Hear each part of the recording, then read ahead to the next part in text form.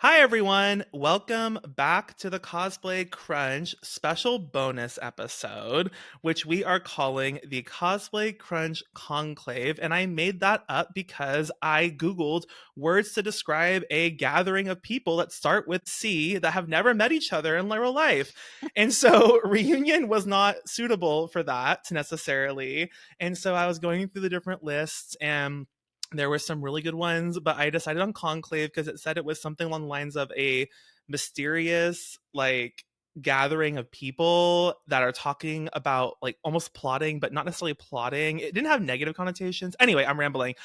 Cosplay Crunch Conclave bonus episode for seasons 1 and 2 due to popular demand from all of you listeners. And so we have a very special panel with us. If you're watching on YouTube, you can already see them. If you're not and you're listening in your car, get ready and don't crash. So we have with us Anna, iCos. Hello. Oh, I How don't are know you? I'm doing good. I don't know why I didn't put my cosplay name below my face for the YouTube people, but I've been doing good. I've been having a good crafting summer. So It makes you feel better. I don't think they actually see those names on okay, YouTube. I think that it's only for us in the call. So perfect. it doesn't matter. No, crafting summer, it's hot as hell. I can't believe you're outside on your balcony sanding some days, Yeah, I but know it's awful. So I've been wet sanding a lot, so that's been like helping. But ooh, you can drink the juices. I bet that cools you down. mhm.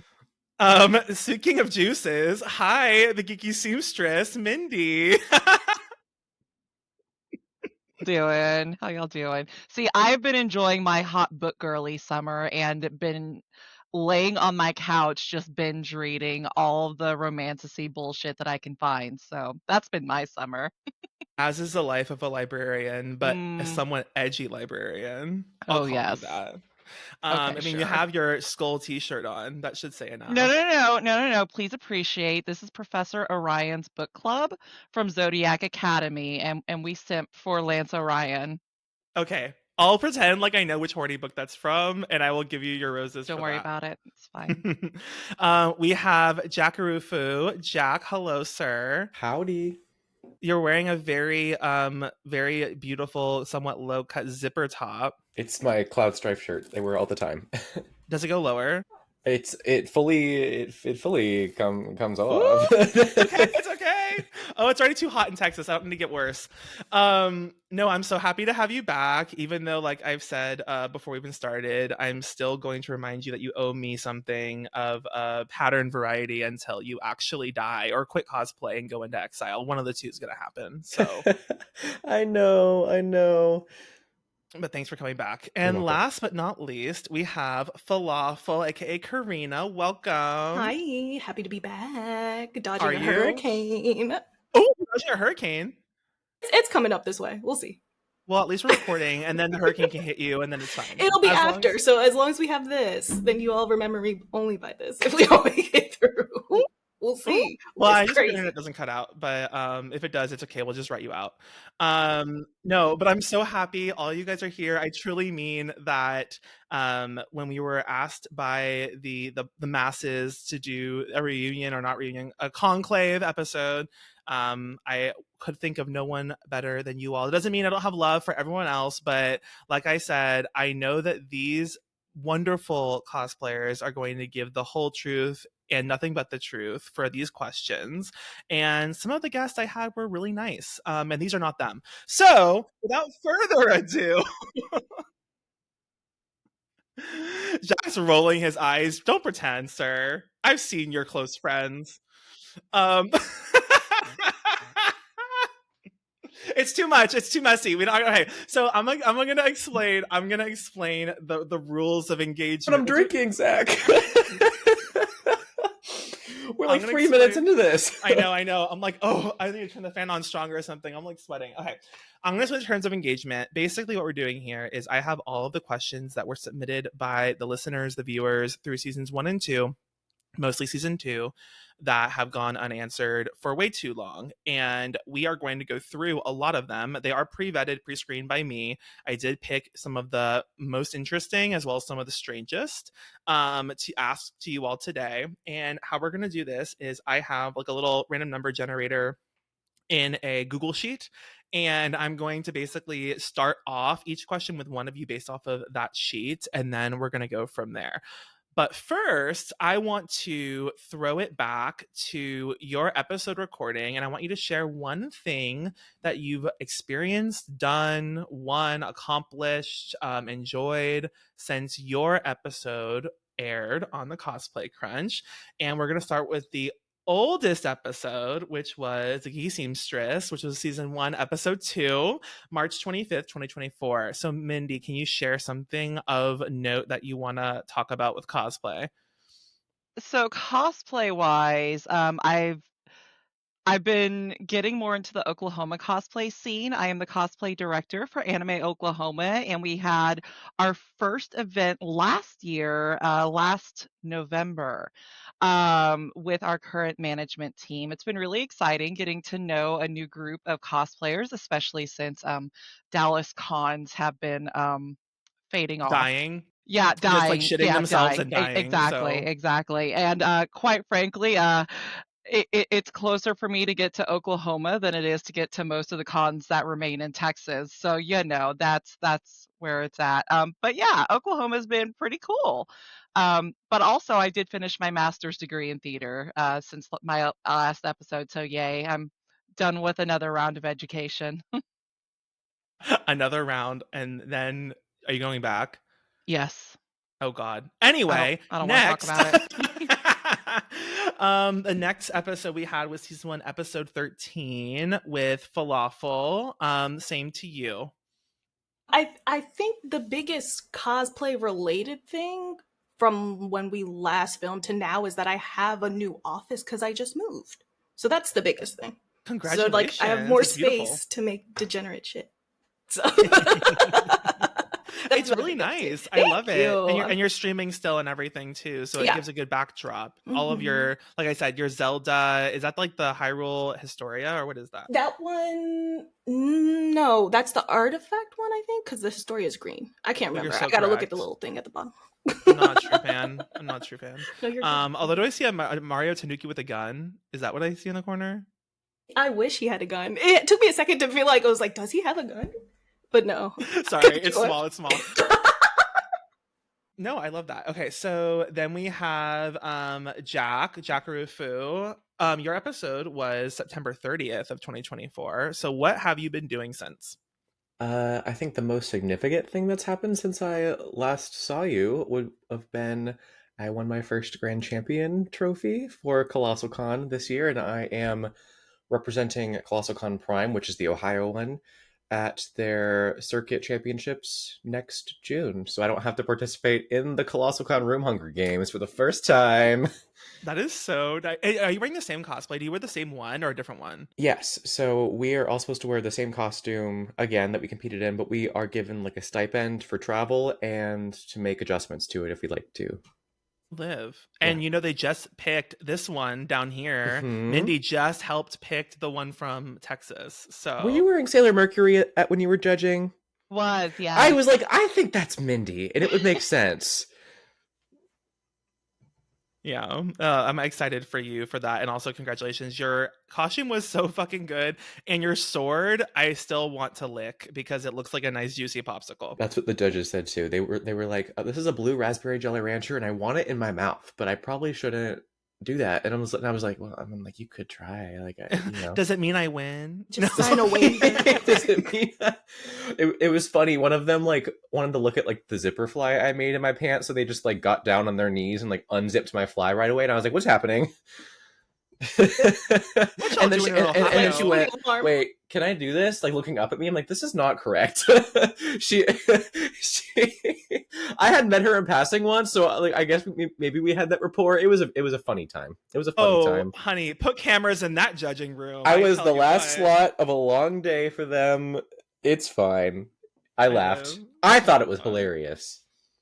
Well, I'm glad you enjoyed your crotch unzipping experience and prejudging. Mhm. Now, last but not least, we have episode 4 of season 2 with Icaz on October 14th, 2024. Mhm. Anna, what's something that you want to share with the class that's happened since then? I was in the MomoCon cosplay contest of Infamy. Sammy and I won best in show duo, so it was like best we won best duos basically. So that was after that costume was like 2 years in the making. So it's done. So happy it's done. On to greener pastures. Oh my gosh. No, y'all look great, but yeah, we're going to get into that. Well, not into specifics on that, but that is a question on here. So Okay. get ready, buckle up. Before we go into the questions, I just wanted to highlight some things since we last had met, or we had our last season ending of season 2. A lot has happened in the cosplay community and otherwise. WCS has moved to Holiday Matsuri from Anime Expo, and for the first time ever, the US won first place overall at the finals in Japan. So congrats to that team. Joanne has closed down all of its stores across the US. That's crazy, because I remember when we were talking about this, we were like, are they going to close? What's happening? What's going on? Yep, they're all gone, girl. And now they're all Spirit Halloweens, right in time for October. Cosplay Fabrics by Yaya Han and Wyla has moved to Michael's for its new brick and mortar home, which I think is exciting, and I hope that Michael's does more with cosplay, because now where else are the people that live in Ohio gonna go shop for cosplay supplies? Walmart. Ooh. They have a section. They They have have pre-wrapped sections. bolts of 100% cotton, and you know what? Sometimes you need lining the day before convention, and that's what you get. So, Or just, for your entire cosplay. or you Been can use there. bed sheets from the thrift store. Shop small. It's true. And lastly, K-pop Demon Hunters has taken over the world, as have the Labubu and the Lafufu. Because before we even had this episode, there was no K-pop Demon Hunters. There were Labubu, but they were not even in this part of the world, and now they're everywhere. So, and I'm a guilty of all of them. So, anyway, that's the Yeah, recap. Oh, what, Mindy? I heard there were some shady parking lot deals for Labubus at one point. Oh, they're still going on. Are you Not kidding the me? little boo boo exchange. No, I mean you specifically. Yeah. I mean, my shady Labubu purchases were done like in a bit, almost half abandoned thrift mall in Houston. But that's beside the point. We're not here to talk about me. We're here to talk about the listener questions. We're gonna get right into it. So because Mindy, I'm looking at you. You're gonna go for the first question. Actually, no, we'll do this by the book. We'll do this by the book. Karena has the first question. All right. Well, you don't have to only be the one, but like we're gonna start with you. Okay, that's a heavy question. I'm like, these aren't in any order. I should have ordered them in order of like how I should ask them, but I did not do that. So we're gonna start easy. All right. If you had a weekend to execute a costume, what type of costume or character would you pick to execute well? It says parentheses, well enough to wear out in public. So one weekend, if you had to execute a costume and wear it to a con and not look like a national embarrassment, what would you attempt? I feel like, and it has to be like a cosplayer. This is fresh. This is new. A I think character you I've can not hit. repeat. I mean, they didn't specify. You can repeat. If you're confident you can execute one of them in a weekend, I think that's fine. We're going to say it's fine. This is a hard one to start with. I hope you know. It's not hard. Girl, this is not hard because there are other ones on here that are like, I can make a bodysuit in like 2 days and throw some shit on it. So I don't know, maybe like, I don't know, a Pokemon Gajinka, but then it's just like some booty shorts and a thing for 2 days, and you're just like churning it out, but then I still need to look sickening. Give me one of the evolutions. That works. Or Yeah. also you could be like a BBL, what's it called? Ditto. True. And In a just bodysuit? just make a morph suit and then stuff the back. Oh, honestly, yeah, I don't need 2 days. I'm just gonna do that. Think outside the box. It's not that hard. No, if it was a 2-day crunch, I want it to be something ridiculous, so that it at least looks like I put a lot of effort into something ridiculous. Okay. Mindy, I know you've done a 2-day build before. Mm-hmm. I mean, spandex bodysuit, yeah, for sure. I've definitely made some superhero bodysuits in a day before. Also, anything that I can like repurpose a wig. So if it's like an alt version of a character, I'm gonna be all over that shit. Like, Ooh, that's a good yeah, one. yeah, yeah, Mhm. Like, yeah. So like, oh, I'm beach party, whatever. Insert well, character name here. like Sailor Moon, like fruit maids. I'm like, I could shit that out in a day, no problem. Let's go. I already got wigs for like 75% of the scouts. Let's do this. Let's do this. So yeah. That's valid. Mhm. Have you? I mean, I feel like your builds literally take probably like on average 6 months long. Yeah.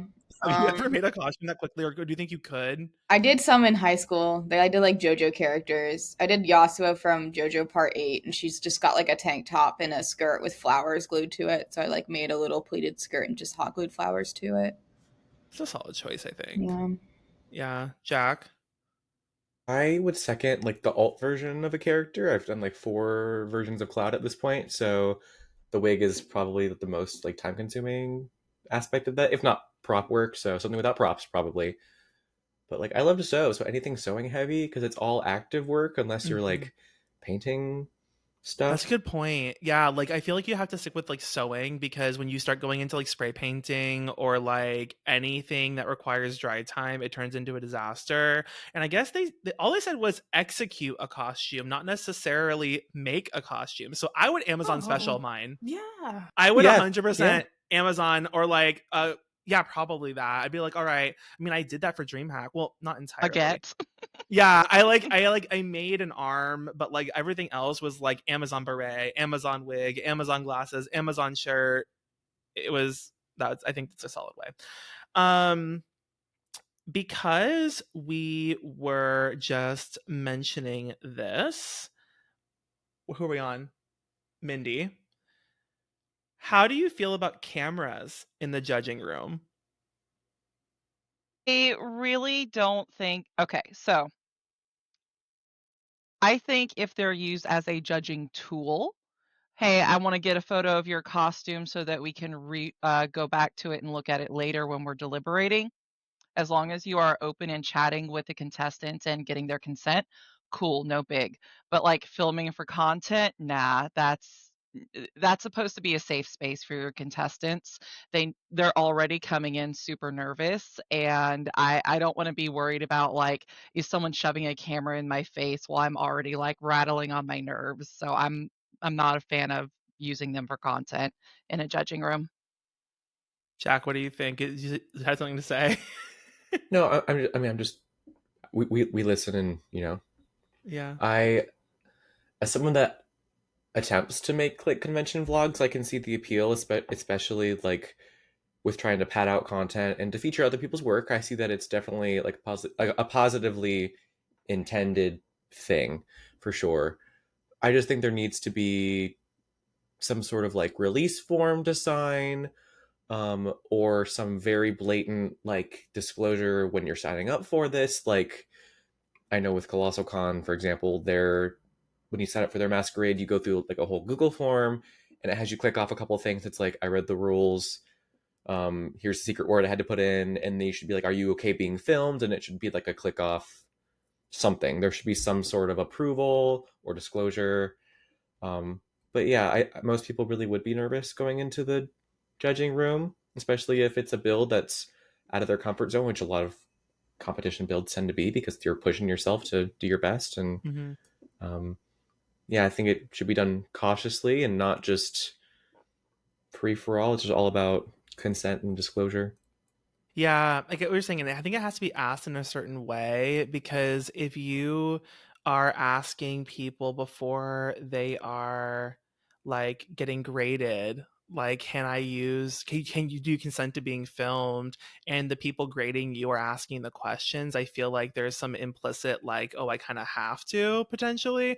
But I also feel like maybe if this is like a concerted effort to film, like for whatever purpose, I don't know, there's a lot of different reasons I guess you would want to do this like you said, but I think there has to be like a good way to get like honest responses and feedback without the pressure of having to say yes with fear of retaliation in some way if you don't say yes. As one of the people that experienced this before, Anna, what do you think? I think if you want to film, like again, like y'all made good points about like the consent forms and like make sure to do it at the proper time. And it can be hard because like Sunday, like we're all going home. So like how are you gonna get the consent? Like midnight on Saturday after the contest? Like, no, I'm throwing my wig off. I'm not gonna go sign your form. But I think it's fine if you just like put a little tripod in the corner and just film the day. It's just like when you're just holding it and you're like you're looking at the costume through the viewfinder for your like content and you're not actually looking at the costume like to judge. I think that's when I have a problem with it. Like if you want to have like your boyfriend or your significant other like just film it, like be your little camera person, I think that's fine because like they're just in charge of filming and then you can focus on your job. But again, like you have to like have consent for that. Yeah. And I will say that I think that you all can probably agree that in terms of judging, it's really hard to be able to take in that much information that quickly as it is. Like when you're trying to get through a costume in 3 minutes and like you're trying to get all the details and look really closely at everything and ask questions and listen, actively listen. I don't know how I could even manage like trying to film anything myself because I'm already focused enough on holding a notepad, writing notes, and like managing to look through a costume. I don't know. Karina, what do you think? Yeah, I think I'm in the same boat. It's really down to consent, but then it's also a question of like, what are you filming for? So like I could see if you are a contestant and you're wanting to like document your experience and like, okay, like this is what I learned from the because it's a fast paced thing, right? So there's a lot of critiques that are probably coming through that like you're so focused on a million different things happening at once. I could see somebody being like, can I have a friend or can I record this so I know like, okay, I captured everything you guys are saying, like that kind of thing. In the purpose of content, I feel like it's a little distracting, but then also like people didn't sign for that on either side, be it your judge filming contestants or your contestant film. Like just let people know, hey, I'm filming this, it might end up on the internet, are you cool with that, yes or no? But yeah, I think to me there's more reasons to not than there are to. um and I think that there are more opportunities to grab your cosplay content in different ways, that unless you are like doing like some kind of like documenting of the process of the judging at like, I don't know, yeah, I feel like it's kind of strange, and then it throws off the vibe of the process, because now like if I'm being filmed as a judge, then it's like I don't want to give certain critiques if you're going to be like, look at what this person said to me online afterwards. Yeah. Right. And then vice versa too, honestly, is like having a judge film and then it's like, what if I say something wrong about my costume or what I did and now this person's like, oh, this person, yeah, it gets messy, I feel like. Well, so many people change their behavior whenever there's a camera involved, and I think that would be one of my biggest concerns. Like, I don't want, especially like wee Bobby cosplayers coming in for baby's first cosplay contest. Like they're already like on edge, and I'm like, I don't want you to think like you have to say things perfectly just because now there's a camera in your face. Mhm. Right, right. It's like you definitely got to change your behavior in that way. And I feel like if it's like for an educational like perspective, like how am I trying to say this? Like if I think there's a valid reason to be like, okay, if you're not a cosplayer or if you're not a competitive cosplayer, you've never been to prejudging room, this is what it looks like. But I also agree that like maybe if that's being done, you're selecting like one person that you have like all of their consent and maybe they're more comfortable with that experience and not necessarily trying to showcase or do like everyone in the contest if it's going to be recorded at all. But also at the same time, I do agree that like having it in the corner of the room where it's not a distracting presence is better.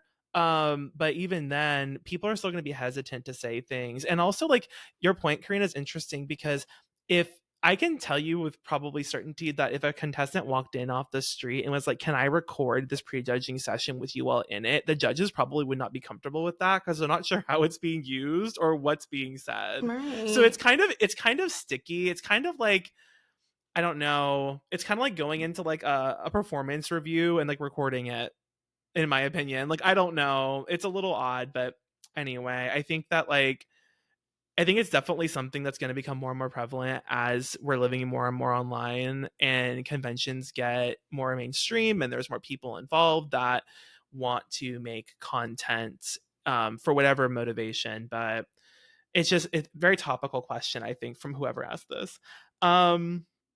Okay. we're on. Oh my god, my cursor. I'm like so bad at this. Okay, Anna, Yes. have you ever wanted to quit cosplay outright? If yes, did you? Uh, I guess if you quit, you came back. So it says if you came back, why? I've been like really peeved after contests. Like I've had like a lot of experiences where I think I make something and I'm like, this was best in show. Why didn't I win best in show? And I always get like peeved and I do the thing I think everyone should do where you just like rant to your friends in person at a bar and stay off your phone for 48 hours afterwards and to cool down. But I've never like wanted to just quit outright. I think the closest I've gotten is like sometimes I'll like have a bad convention, not even like a bad contest. Like I'll have a bad con and be like, I just like felt like I wasted my money this weekend. Like, I just didn't have fun. Because of like the convention Yeah, experience due to the convention or due to other factors I or don't like know. both. Like friend, I remember I had like one MomoCon like before COVID was like really messy. Like I got kicked out of someone's house. Like I had to go take an Uber at 3 a.m. and it was like really really messy. I had to go stay somewhere and it was like stuff like that makes me want to quit. But that's not like cosplay. I don't know. Well, I mean, it's the relationships that you've probably Yeah, made through cosplay, so I guess it's related. I mean, I know people yeah. have been like, people have definitely left the cosplay community due to interpersonal relationships Mhm. before, for sure. Have any of you other three wanted to quit before or actually quit? Yeah, Mindy, you seem pretty confident about that. Tell. Well, this kind of throws back to my episode and some of the feedback that we got from that. So the TLDR is that after the Sailor Moon group that I was a part of soured, there was definitely some interpersonal fallout that led to 4chan of all things being involved. And I wish I could even say I'm not making this up, but yeah, like I got dragged on 4chan for not being as good as the person who pulled the original group together. And how dare I, as a plus size person, consider like making costumes, like whatever. So yeah, it was just a lot of like messy internet drama, and I was just like there for a hot second. I was ready to swear off Sailor Moon cosplay specifically, and I thought about just leaving cosplay entirely. But through spite we prevail all in all things, and thankfully, shit calmed down, and now here we are today, 200 plus Sailor Moon costumes later. So yeah.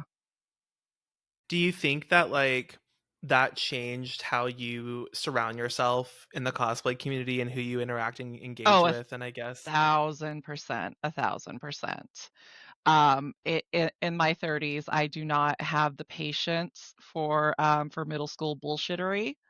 I do not have the time. I do not have the energy, and especially after going through all that, I'm no, no. This is supposed to be for fun, and if I'm spending all of my mental and like I legitimately like was having panic attacks and like wound up in the ER at one point. It was a bad time. It was a really bad time. So like I'm not willing to devote my headspace to that kind of thing anymore. damn, I didn't know it was that bad. No, it was bad. It was really bad. Jesus. Yeah. And I mean, hopefully the other two that are left, you haven't had such bad experiences, I guess, because you didn't jump at the bit quite like Mindy. No, I'm kidding, Mindy. But like, I mean, I guess for you two, like, what has, if you haven't wanted to quit cosplay or considered it, what do you think has allowed you to maintain like your peace, I'll say, with engaging in this hobby and in this community? If I I may go first. Oh no, yeah. go ahead. Go No, ahead. no, no, please. Okay, okay, Please, okay. please. Oh no, you, no you. I was like, you're not married. Um, I was thinking this, and I believe this is the case with Mindy's experience too. Is that especially with these interpersonal conflicts in cosplay, a lot of the trash tends to take itself out in the end. Those people tend to kind of disappear from the community and will either go off and terrorize someone else or just do who knows what after the reign is over. So I don't want to say that like has kept me in it, but but my goodness, doesn't it help? But um, I mean that, and like the hobby's always changing. There's always different, people coming around and sharing ideas, and there's always new content to cosplay from, or new inspirations that will pop up for you, or new interests. Like when it was COVID, I got into kind of the more historical side of like fashion history and things, and that can totally apply to cosplay in a lot of different ways. And that kind of made the whole thing seem more fresh and not necessarily like Joanne's pattern book catalog sewing anymore for me. So Yeah, I mean, that's a good point. Is that I think that each of us on here has all found a different outlet that's tangentially related to cosplay in some way, or gone into different areas of costume making, or like I said, like tangentially, like some type of format that is related, but not like this. Like when I was not bored with cosplay, but I was just like, what could be really fun and stupid? Oh yeah, gathering people on the internet to talk about cosplay because we all need something to listen to when we're sewing at 3 a.m. or doing laundry. So I think that that's a good point. Is like finding newness in the hobby, even though you've done it for a while. Karina, what were you gonna say? I was gonna say, really, I've had like peaks and valleys being in the community. I think, admittedly, with like the state of the world and the administration that we have been living in for only 8 months now, which is crazy. Um, there are moments where I felt like not necessarily cosplaying, but being a cosplay content creator felt like an irresponsible form of escapism. And so in those ways, I was like, why am I doing this when XYZ is happening in the world? But I think what keeps me in it is that creativity is a form of resistance in that way. Um, but then also like the community of people that you do build that like support you and see your vision and like are here to meme out with you. Like I've had a lot of people, but particularly other Black cosplayers, be like, I started cosplaying because I saw you.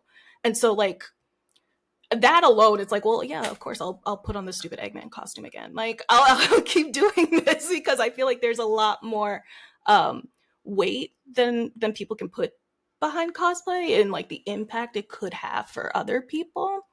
So it ebbs and flows in a way where I'm like, I'm kind of tired, or like I can't do cosplay internet right now. Like, there's too much like shenanigans and tomfoolery that's going on. But I still like the art form. I love how you can express yourself in the art form. And it's helped me and other people cope with a lot of like crazy things that have happened. And so that's why I kind of keep doing it. Yeah. Yeah, I mean, I can hardcore relate to what you were saying before because I think that recently it's been tough. Like this year so far has been a lot, and I think that it's so easy to just end up rotting in kind of a state of like exhaustion with everything. And it does take motivation on a normal good day, let alone some of the worst days, to like find yourself going in like crafting or engaging in the hobby in some way. It takes a lot, but I do think that overall, when I reflect back on like how I spend my time and what I'm doing with the time, like actively creating, and whether that's like creating with friends or alone or having that meditative time, I think that overall it is healthy. And I think that you kind of have to have some way to just to not distract yourself necessarily, but to disconnect from everything that's going on, because you can only take so much before it's too much, I think. um Okay, on a more lighthearted question, we're gonna go to Jack first. What is your absolute go convention? I guess greatest of all time convention. I want to know the con you have found to be superior over the years of attending conventions and shouldn't be missed, even if it requires travel. So it says, I guess one, but I will allow you to pick two as I'm generous and kind. And I'm going to say it has to be one that is, it can be one from in state and then one from out of your home state. I think that's fair. But if you can also just give one if you only think that there's one worth going to. So, sure. I have always thought, ever since my first year going, that Holiday Matsuri has been a great convention to travel to, especially. I haven't been since it's moved venues from the World Center, like over by Disney, but I was really impressed with how it combined, I mean, obviously now it's the World Cosplay Summit qualifier for the US, All the qualifiers, like every single one. which is so now, now all of them are just there. So it mixes like the cosplay and the craftsmanship side of things really well, which is different from what I had heard about it initially. I was kind of informed incorrectly that it was like a party convention, but it's also not appropriate to say that it's not, because it does have very great nightlife with things like your hottest men in anime, and just good like energy. But unlike Katsucon, for example, it actually has that nightlife programming that you can kind of blend and mix with your own friends and personal activities, whatever you want to do. So it's really got the best of both worlds there. Yeah, no, I think that's so accurate though, and you made a good connection point, because it's like not only does Hade Matsuri take cosplay seriously with the programming, with the prizing, with the contests that they have, the workshops, but also Katsucon, if they pride themselves on being a good night con, they don't even have nighttime programming. Like Hade Matsuri actually has nighttime programming, even though the venue is like, I know, like it's just, well, actually, we'll say most of the nighttime programming, because I was there last year, was in the hotel, in the Hyatt. It was not in the convention center, because the convention center closes. So all the shenanigans moves over to the Hyatt, and they have their own internal convention space with ballrooms they set up for hottest men in anime, for dances, and then people are in like the halls, and then like it's fun. It's like it maintains that atmosphere. I mean, I didn't go to the World Center, but I saw like obviously the videos of people dancing on tables and like all that. But I think that it maintained a good balance of cosplay taken for cosplay lovers and people that like to craft, but also the more fun nighttime aspect. It's just not like all day party like some conventions like Dragon Con, but it's also like actually trying to have good content, unlike Katsucon. And I will say that because I'm so fucking sick of that convention. Anyway, Period. I think I actually know what Anna's and Karena's favorites are, but I'm gonna let you say what they are just for the audience. Anna, you go first. Yeah, Dragon Con. Yeah, I was right. If I can only do one convention a year, it's Dragon Con. I don't even do that many cons, so. And what is the main, I guess, what's the main like draw for you? Like, is there like one element or one specific vibe or theme that pulls you back into wanting to go every year? It's just more adult than the other cons. I think like ever since COVID, especially, like I guess like I've gotten older, so like that's part of it. But it's like there are kids at Dragon Con, but they're not just running around free open range like they are at other cons. Like no one goes to Dragon Free Con. range chickens. Yeah, it's like it sounds like dogs. I mean, you'll see a lot of kids watching the parade, and like that's understandable because like parades are cool, like families like that. But not at night. There's not really kids there. And then, crap, I lost my train of thought. It's just longer, so I feel like, especially if you work, you're like, oh, it's Labor Day weekend, so I already get Monday off if you have like a corporate job. So I just need to take like 3 days off, and I get like this giant con. It's like a pretty good trade-off. Okay, I mean, I agree with all those things to BH. I think the only thing that inhibits me from going personally is how hard it is to get hotel rooms, and that's literally it. Yeah, I literally had like my phone, my iPad, Garrett's phone, Garrett's laptop, my work laptop, my other like I had like 6 or 7 devices to get a room, to like enter each, because like you enter and it gives you like a number. Yeah. You're X placed in line. Yeah. No, mess. I mean, I want to go back, and every year I say that, and then every like year all cons are like that now. Like they just like did the Otakon booking roulette or whatever. Oh yeah, Hallmat's like that now. Like with the Hyatt, after one year, like they were like, oh, if you buy a VIP badge, you get an earlier booking block than if you had a normal badge. I hate that. And so, I mean, what we did, okay, wait, this is like a TLDR, but it's a side. So what we did was we had one person in our group buy the VIP badge, and then we all just kind of like pooled it together with the other badges and split the cost evenly, that we were guaranteed a room. And then we have technically have one VIP badge, but like at the end of the day, it's like, are we even going to use it? Who knows? Anyway, Karena, I think yours is, well, you say yours, and then I'll say if I'm right. Okay. Mine is certainly 100% without a doubt MagFest. Yep. Right. Yep. 100%. Music and Gaming Festival. It is incredible. I'm a composer as well as a cosplayer. So like going to all the concerts, I have a lot of friends who are part of the orchestra. So like hearing them play, it is a 24-hour con. So there's always something happening. be it a show, a party, like a meetup, a cosplay meet. Like, it's crazy. There's always something to do at every hour. The arcade is huge. They also team up with a lot of the like local university game developer like students, and so they'll like showcase new games that they're working on. Like, it's crazy. I love MacFest. It's in the Gaylord, so like you get all of the bells and whistles of Katsucon without being shoulder to shoulder with a bunch of people. Although I might have sang its praises too much because there are a lot more people going to MagFest now, and I need y'all to chill. It was fine at the capacity that we were at. We don't need more people at MagFest. I think it was hyped. I think it was hyped up like for good reason, and I think that people are like, "Oh yeah, maybe that is an interesting experience." Like, I love video games and music, so let's go see what that's like. And then it's like now it's, I also think people are waking up, like. Not to hate on them again, but I'm like, people. I think they're waking up from like the stupor of like, I mean, the glamour and the intrigue of Katsucon, like circa, like, I don't know, 5 years ago. Where like, I was gonna say, it hasn't been the same since pre-COVID. No. And they've been chasing that dragon ever since, but respectfully, it's a chop. That con is just not fun to go to anymore. Yeah, it's not. I like seeing. The only reason why I do like it was because all of my friends from all over the country would meet there, and then I could see them outside of other instances. And I feel like there's not really like that central convention experience in many places. There are some, but not for cosplayers. Like, that was the watering hole, and now it's like, well, I don't know. Anyway, it's kind of tainted. Mindy, I don't know what your favorite is, I admit. So what is it? So honestly, I've been thinking about this as everyone has been talking about theirs, and especially now that, again, all my go-to Dallas cons have kind of died.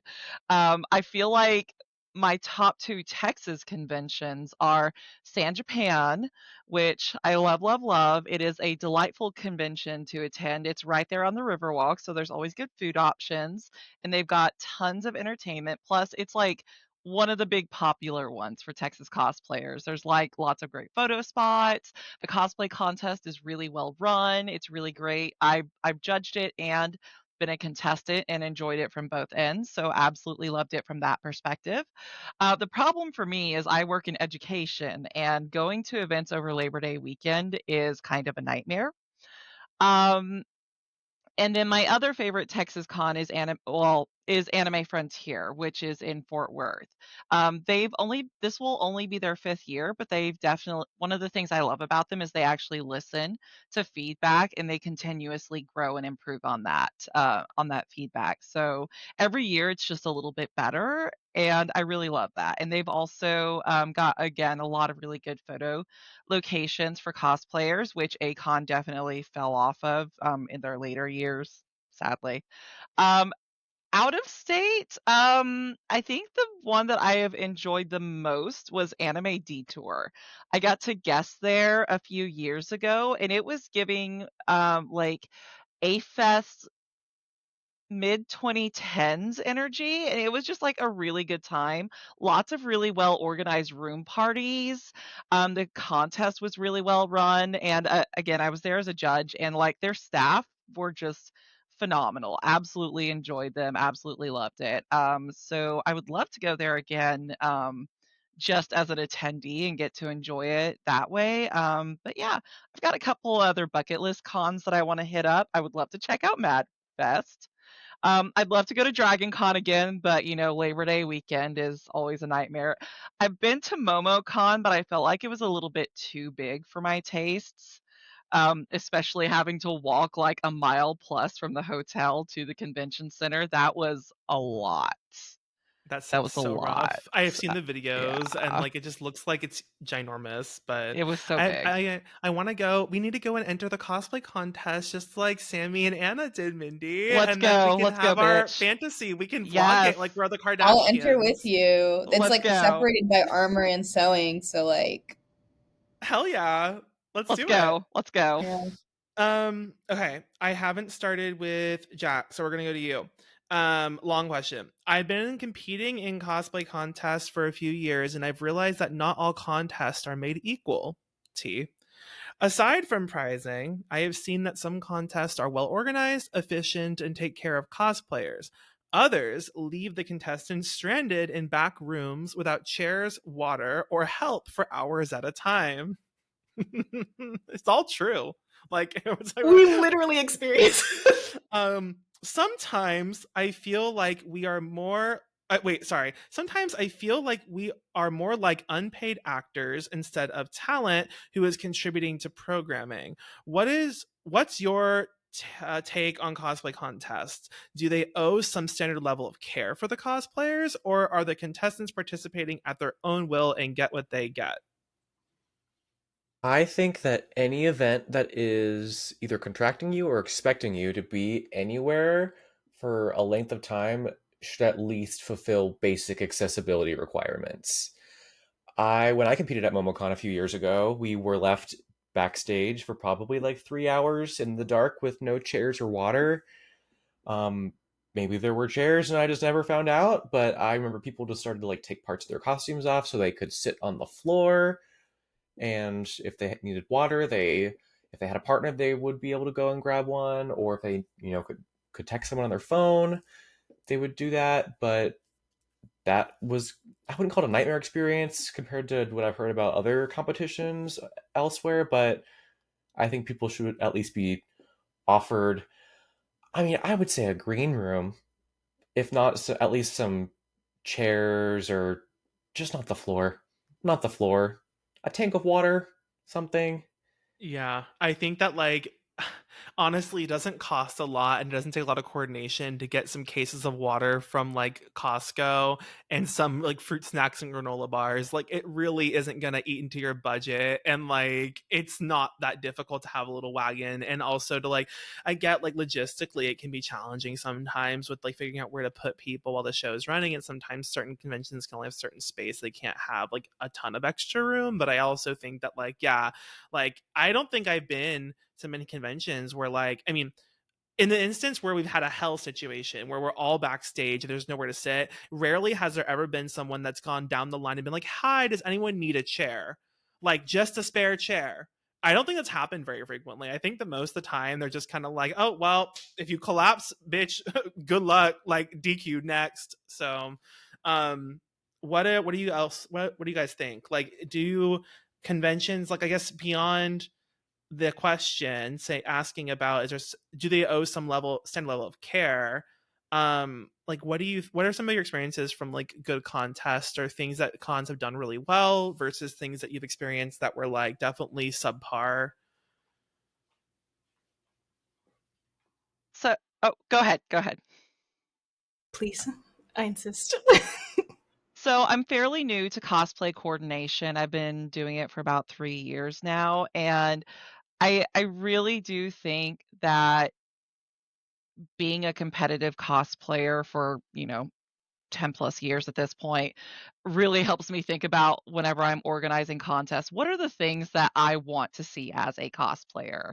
And I want to see clear and constant communication from my contest coordinators. I want them to give me very explicit instructions on where I need to be and what I need to be doing. I want water. Being in cosplay is a tiring, hot, dehydrating experience. I want to at least be offered water.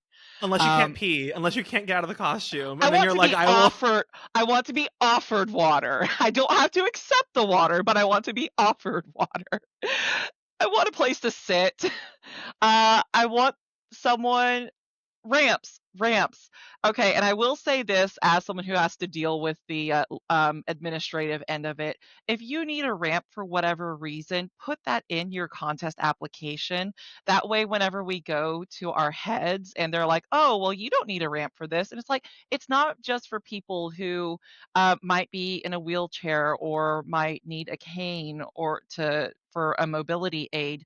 All of these big armor builds, or if you're in a costume that has super high heels or something and you need a little bit of that incline, it's not just for people who need mobility aids, it's for the benefit of everyone. But please do include that in your applications. That way we have documented evidence whenever we take it to higher ups. It makes life a lot easier. I just, more than anything, I want whenever I'm a competitor, I want to be appreciated for giving up an entire day or more of my convention that I'm dropping a lot of money to go to. And as a coordinator, I try to take that into account as well. I'm like, I want my contestants, even if they don't win a prize, I want them to have a good experience and feel like they've been appreciated, because the cosplay contest is usually a huge highlight of whatever convention you're at. And it's one that we give up as competitors and cosplayers a lot of time and a lot of money and a lot of energy to being there. So I just want like my competitors to know, hey, I see you and I appreciate you and you bring value to my con. Mm-hmm. No, I think it's really interesting hearing from like more of a coordinator's perspective on it too, because I think that a lot of us think that, we know that there's budgets, we know that there's allocated funds that and like space, and there's certain things that can or can't be done based on the convention. And honestly, even if the convention is giant, how the convention prioritizes cosplay programming, because you can have a giant convention like AX, but like if they don't care about cosplay programming, they're going to give you like the same amount of money that like a small con is going to allocate. It doesn't necessarily correlate. But all that being said, very interesting advice and thoughts. Karina, what were you going to say before? Honestly, I couldn't have said it better myself. Like it's a question of like who is in charge of making those kinds of decisions, because oftentimes what I've either come to find out after the fact or like already knew is that like the people who are making those coordinating decisions have never been in a costume before. And they have no frame of reference of how uncomfortable it can get very quickly, no matter who you are, right? And so I think it would be worth like almost standardizing. Like if you are going to have a competition, like these are the things that you need to consider off rip. What I have seen that I really appreciated for competitions that list out their like application form way super in advance to collect that kind of information, like if you do need a ramp, if you do need some kind of like accessibility or needs or assistance fulfilled for your presentation, that way that they can make sure that they have that accommodation set in stone. Because what I have also noticed too is that like, God forbid, like the convention center tells you, okay, the room that you thought was originally going to be available for this thing is no longer available. So now you have to make a last minute decision and switch to this other thing. And then seeing cons that don't have a plan B for those instances and then like are trying to make things up on the fly, and then people getting either really irritated or really sick, like people who don't feel well and then like are like almost passing out and they're like, 100-degree armored cosplay because there is no water, there is no chairs, things like that, that I think a lot of pre-planning needs to be done earlier than people anticipate, but a lot of people don't consider it if they haven't worked in like event management before. And so I think it's like, who's up there making these decisions, and do they have the right people in place who can actually empathize with the contestants that are there? Because I agree that that is a huge part of the entire con. People love to go see cosplayers. People love to go see them masquerade. That is a highlight for a lot, if not all, people who are attending a convention. Make sure these people can get across the stage easily. Like, I feel like that should be a no-brainer. But Keep it them has to be alive until said. they can cross, and then at their own peril. Then you No, put a mattress and they fall down gently. See, but if you that pre-planned, then you would have had the mattress in place. that honestly, I've wanted to just careen off the stage sometimes before exiting. So I know some conventions will give like as not compensation but kind of compensation, they will offer incentives for people to sign up for their contests to draw attendees, or I guess participants in the contest, such as badges for the weekend or for the day. Anna, what are your thoughts on conventions offering that, and like experiencing that before versus not, and like does it make you more likely to enter a contest? Yeah, like I can tell you, like probably the only reason I'm gonna go to Anime Frontier is if like my panel gets accepted and I get a badge, or I get the badge from being accepted to the cosplay contest. And usually, like last year, I entered like my armor, and I'm like, this is not gonna win anything. I just like want my free badge though, and I'll just like stand here with Garrett next to me for however long it takes to get my free badge, I guess. I definitely did that one year too at Mm-hmm. Anime Frontier. Mm-hmm. But no, I mean, I think it's interesting because I've always had the impression, well, I mean, not always, but definitely in the recent years, that, like Mindy said, the cosplay contest is one of the marquee events of the convention at most conventions. It is highly attended. It is usually on Saturday night, and it provides hours of content for their attendees. While the contestants themselves are obviously doing it to try to win prizing or be recognized at the end of the day, they are contributing hours of their time at the convention, and they are paying to be there and contribute that time. And so it's like, should you always expect to necessarily be rewarded for participating in programming? I mean, honestly, panelists get badges, so I'm kind Yeah. of like, You can get I'm up kind of there and just like say some bullshit for 45 minutes and they give you a badge. So you can be like, oh, I got my 5 friends. We all get badges at some conventions. So why shouldn't the cosplayers, you know? Yeah, I feel like when you're actively contributing to programming for a convention, and not only does it incentivize people to enter the contest, but I think it also will draw people out to the contest that, like yourself, like high level craftsmen that might not have gone to a convention otherwise, but will show up and will offer that experience to the attendees in Mm-hmm. compensation for a badge. And I think honestly, you're spending like at least, 5-6 hours, if not more, in the day on a Saturday there. So I'm Mm-hmm. like, you are giving more than a panelist would in some respects. But then Yeah. again, I don't know. It's tricky.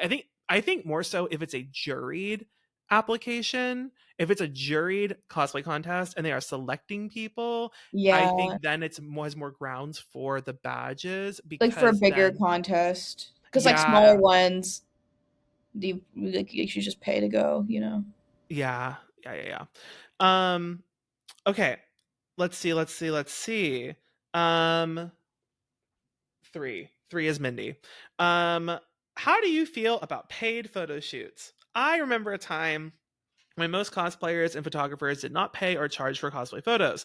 The experience was more of a collaboration than an exchange of money or services. Do you like how this dynamic has changed, or do you prefer the old days?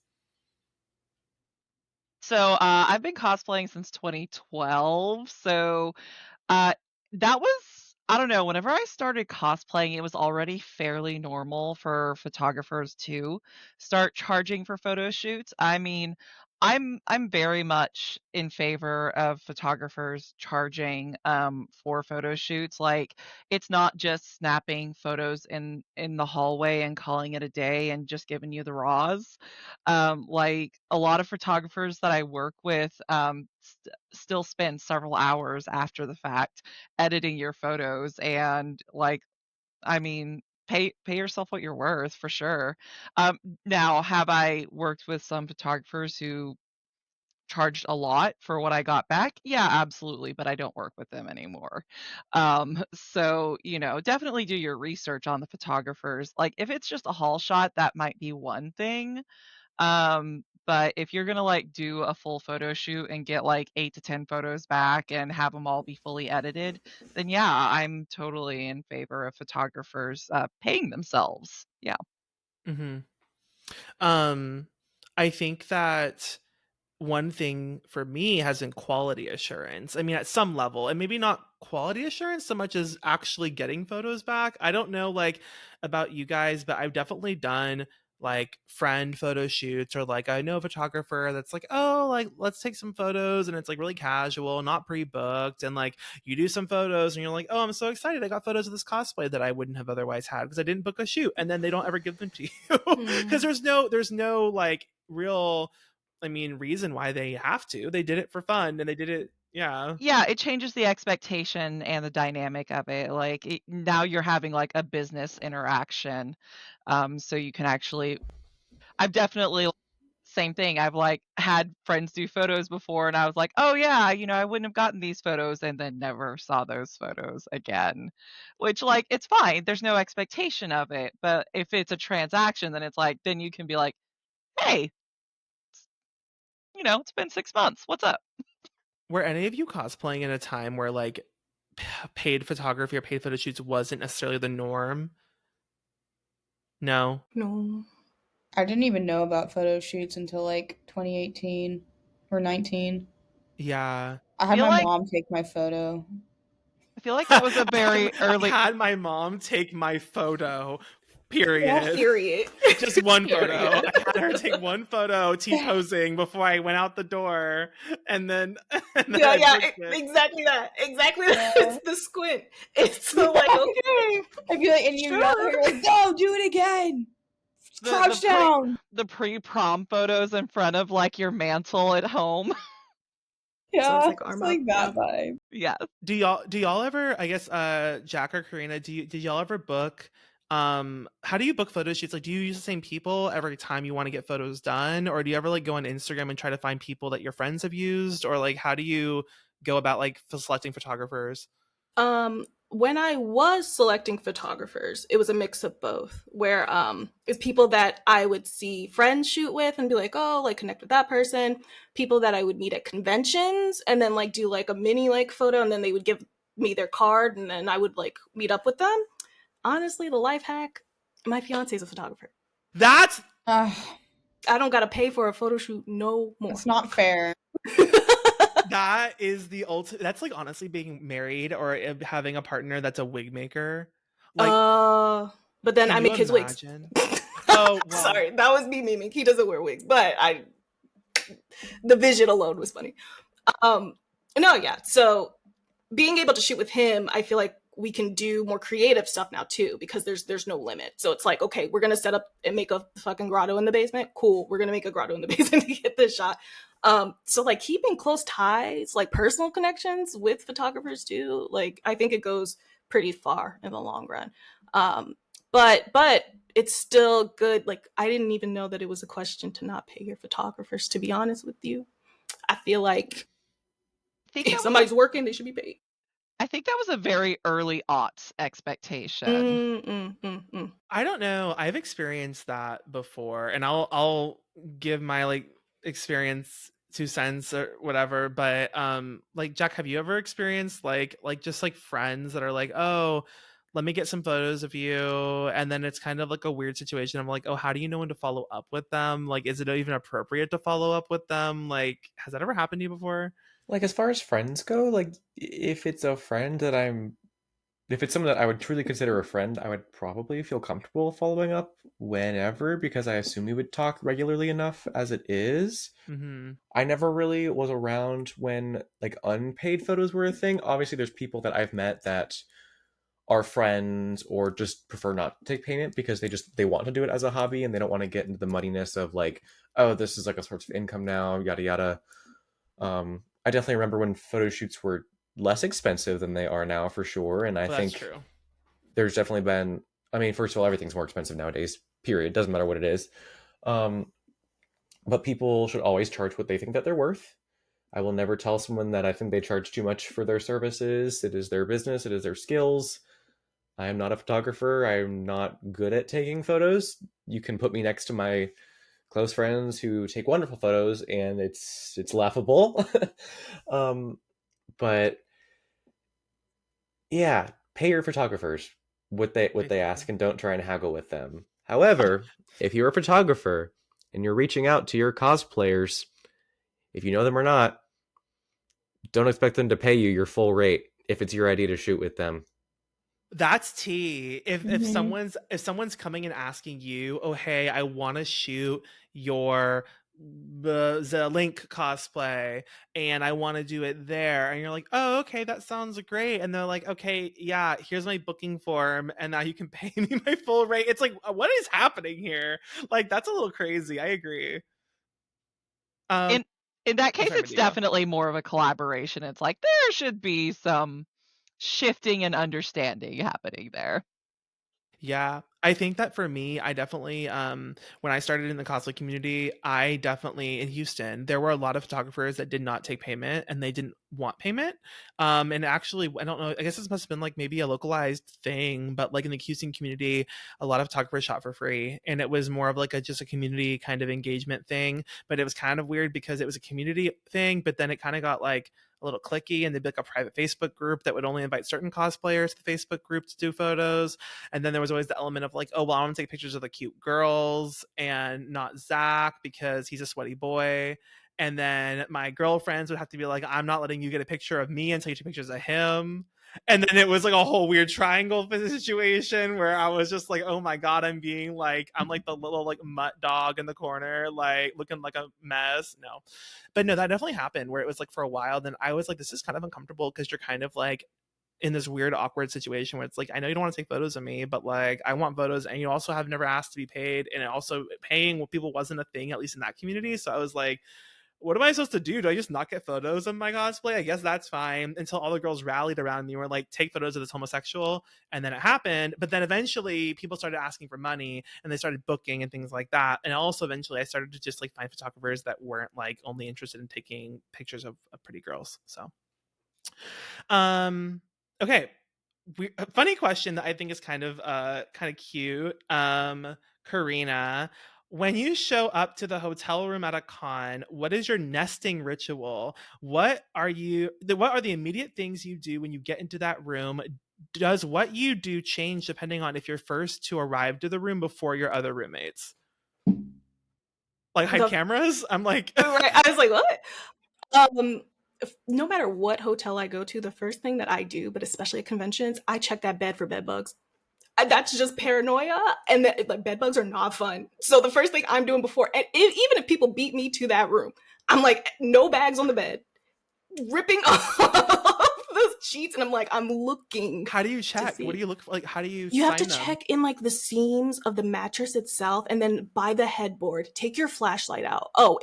That's the ritual. Take your flashlight out, and you look at every little nook and cranny because they could be hiding.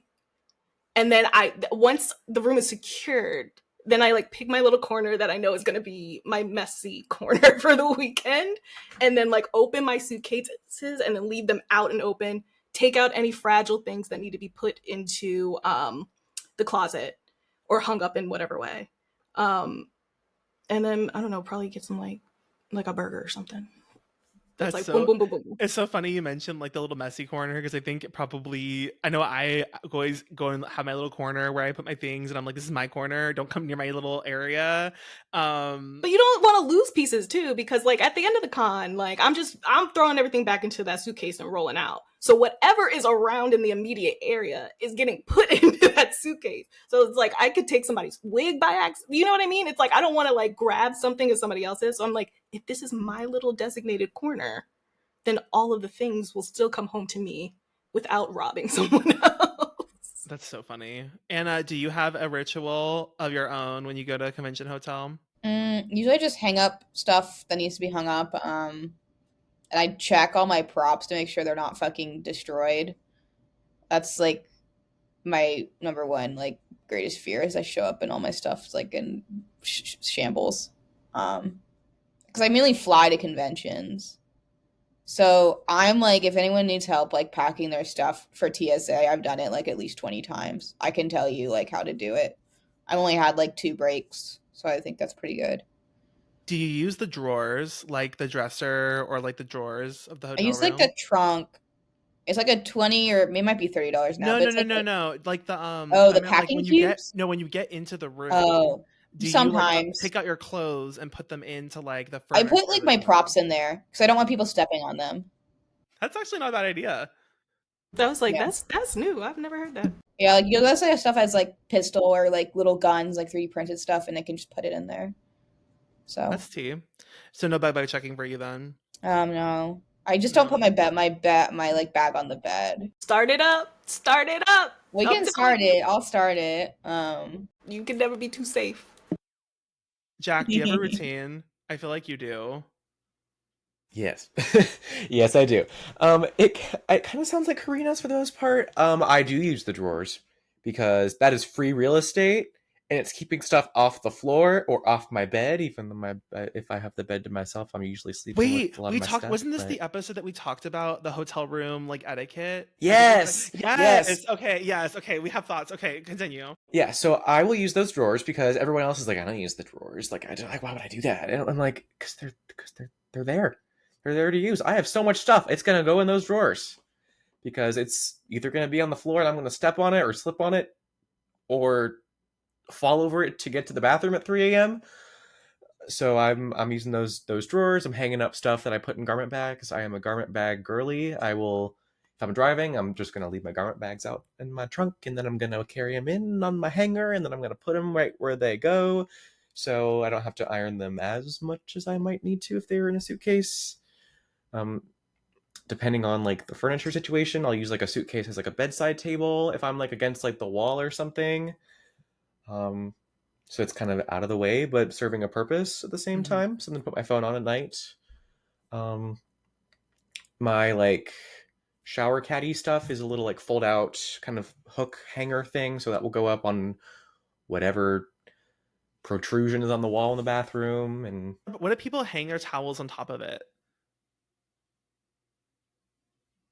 You're not getting home alive if you do that. That's what I was wondering. I was like, because they end up on the little hook, right? And then it's like, what if someone of your roommates is like, oh, I need to hang my towel, and they just like go put it on top? I will not take towel real estate. Usually we're lucky enough to have some kind of like shower curtain like bar that we're fine hanging our stuff over, or like a chair, or like there's some type of like just towel bar that's not like being taken up or something.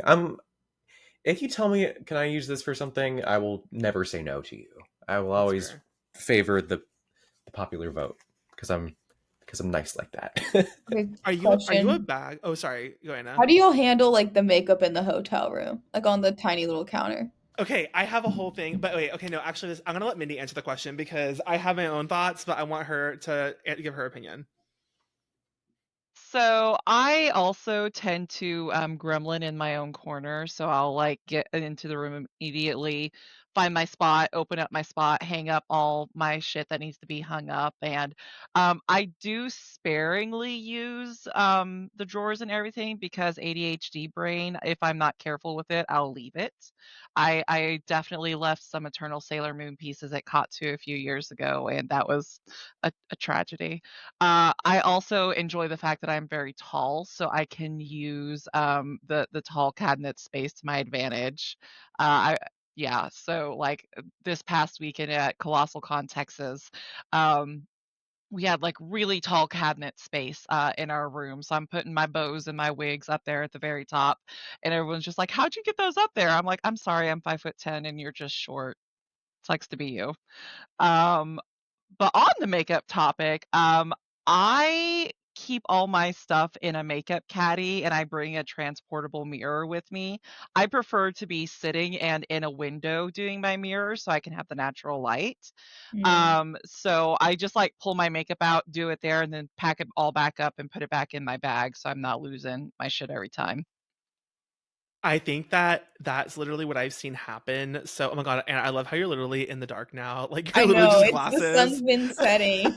I like literally looked up and you were in the dark, like you're literally like I can on turn a my hovel. lights on. So I think what I realized is that there was definitely when I first started going to cons, everyone really wanted to be up in that mirror in the bathroom. Like it was like fighting for mirror real estate, right? And I think as time's gone on, more and more of my friends, and let's be honest, I can't remember the last time I actually shared a room with like male cosplayers. I think all of them are like girlies. They've started to acquire makeup mirrors that are like freestanding on tabletops or even have lights built in, and they will literally be like around the room in different places on the bed or on the table or on the floor, like somewhere with the mirror angled, and they will be doing their makeup there. And I'm like, well, I guess there's no room for me, so I go to the bathroom and I have the whole bathroom to myself now, and I'm doing my own makeup, but there's not natural light in there, which does sometimes make it a little like not challenging, but like I'll definitely want to go out into like the main room and like look at myself like, do I look crazy? Do I look deranged? Yes. Okay, great. And then I'll go back and then like I'll do the rest of it. But I think that like the freestanding mirrors are what people are using now more and more, and from what I've seen personally. Are any of y'all bag people? Like, do you ever show up to the convention with just like if you're driving to the convention, do you just show up with like 10 IKEA bags with like your clothes and like your groceries and your props and everything, and just like roll up with like bags in hand? Or do you bring suitcases every time? Suitcase, but also rolling cart is the best thing I've ever bought. And it helps That's so what I've heard much. the most. It's so good. It's so good.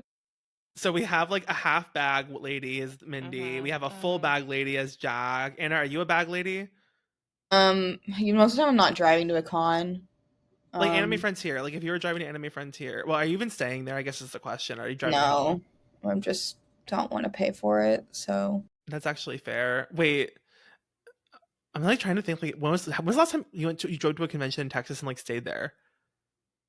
never. I went to all the ones in Dallas. I haven't lived here that long, so That's fair. And then Karena think- is not a bag lady. It's like the bag is for snacks. Everything else is in a case. Yeah. In a case, or like a giant like I'm blanking on words. Those like plastic. Box? Well, yes, yes, but you know what I mean. It's like a plastic bin that you put like Christmas stuff in. I use those too. but yeah, like the Sterilite boxes. Oh, Thank you, Sterilite. yes.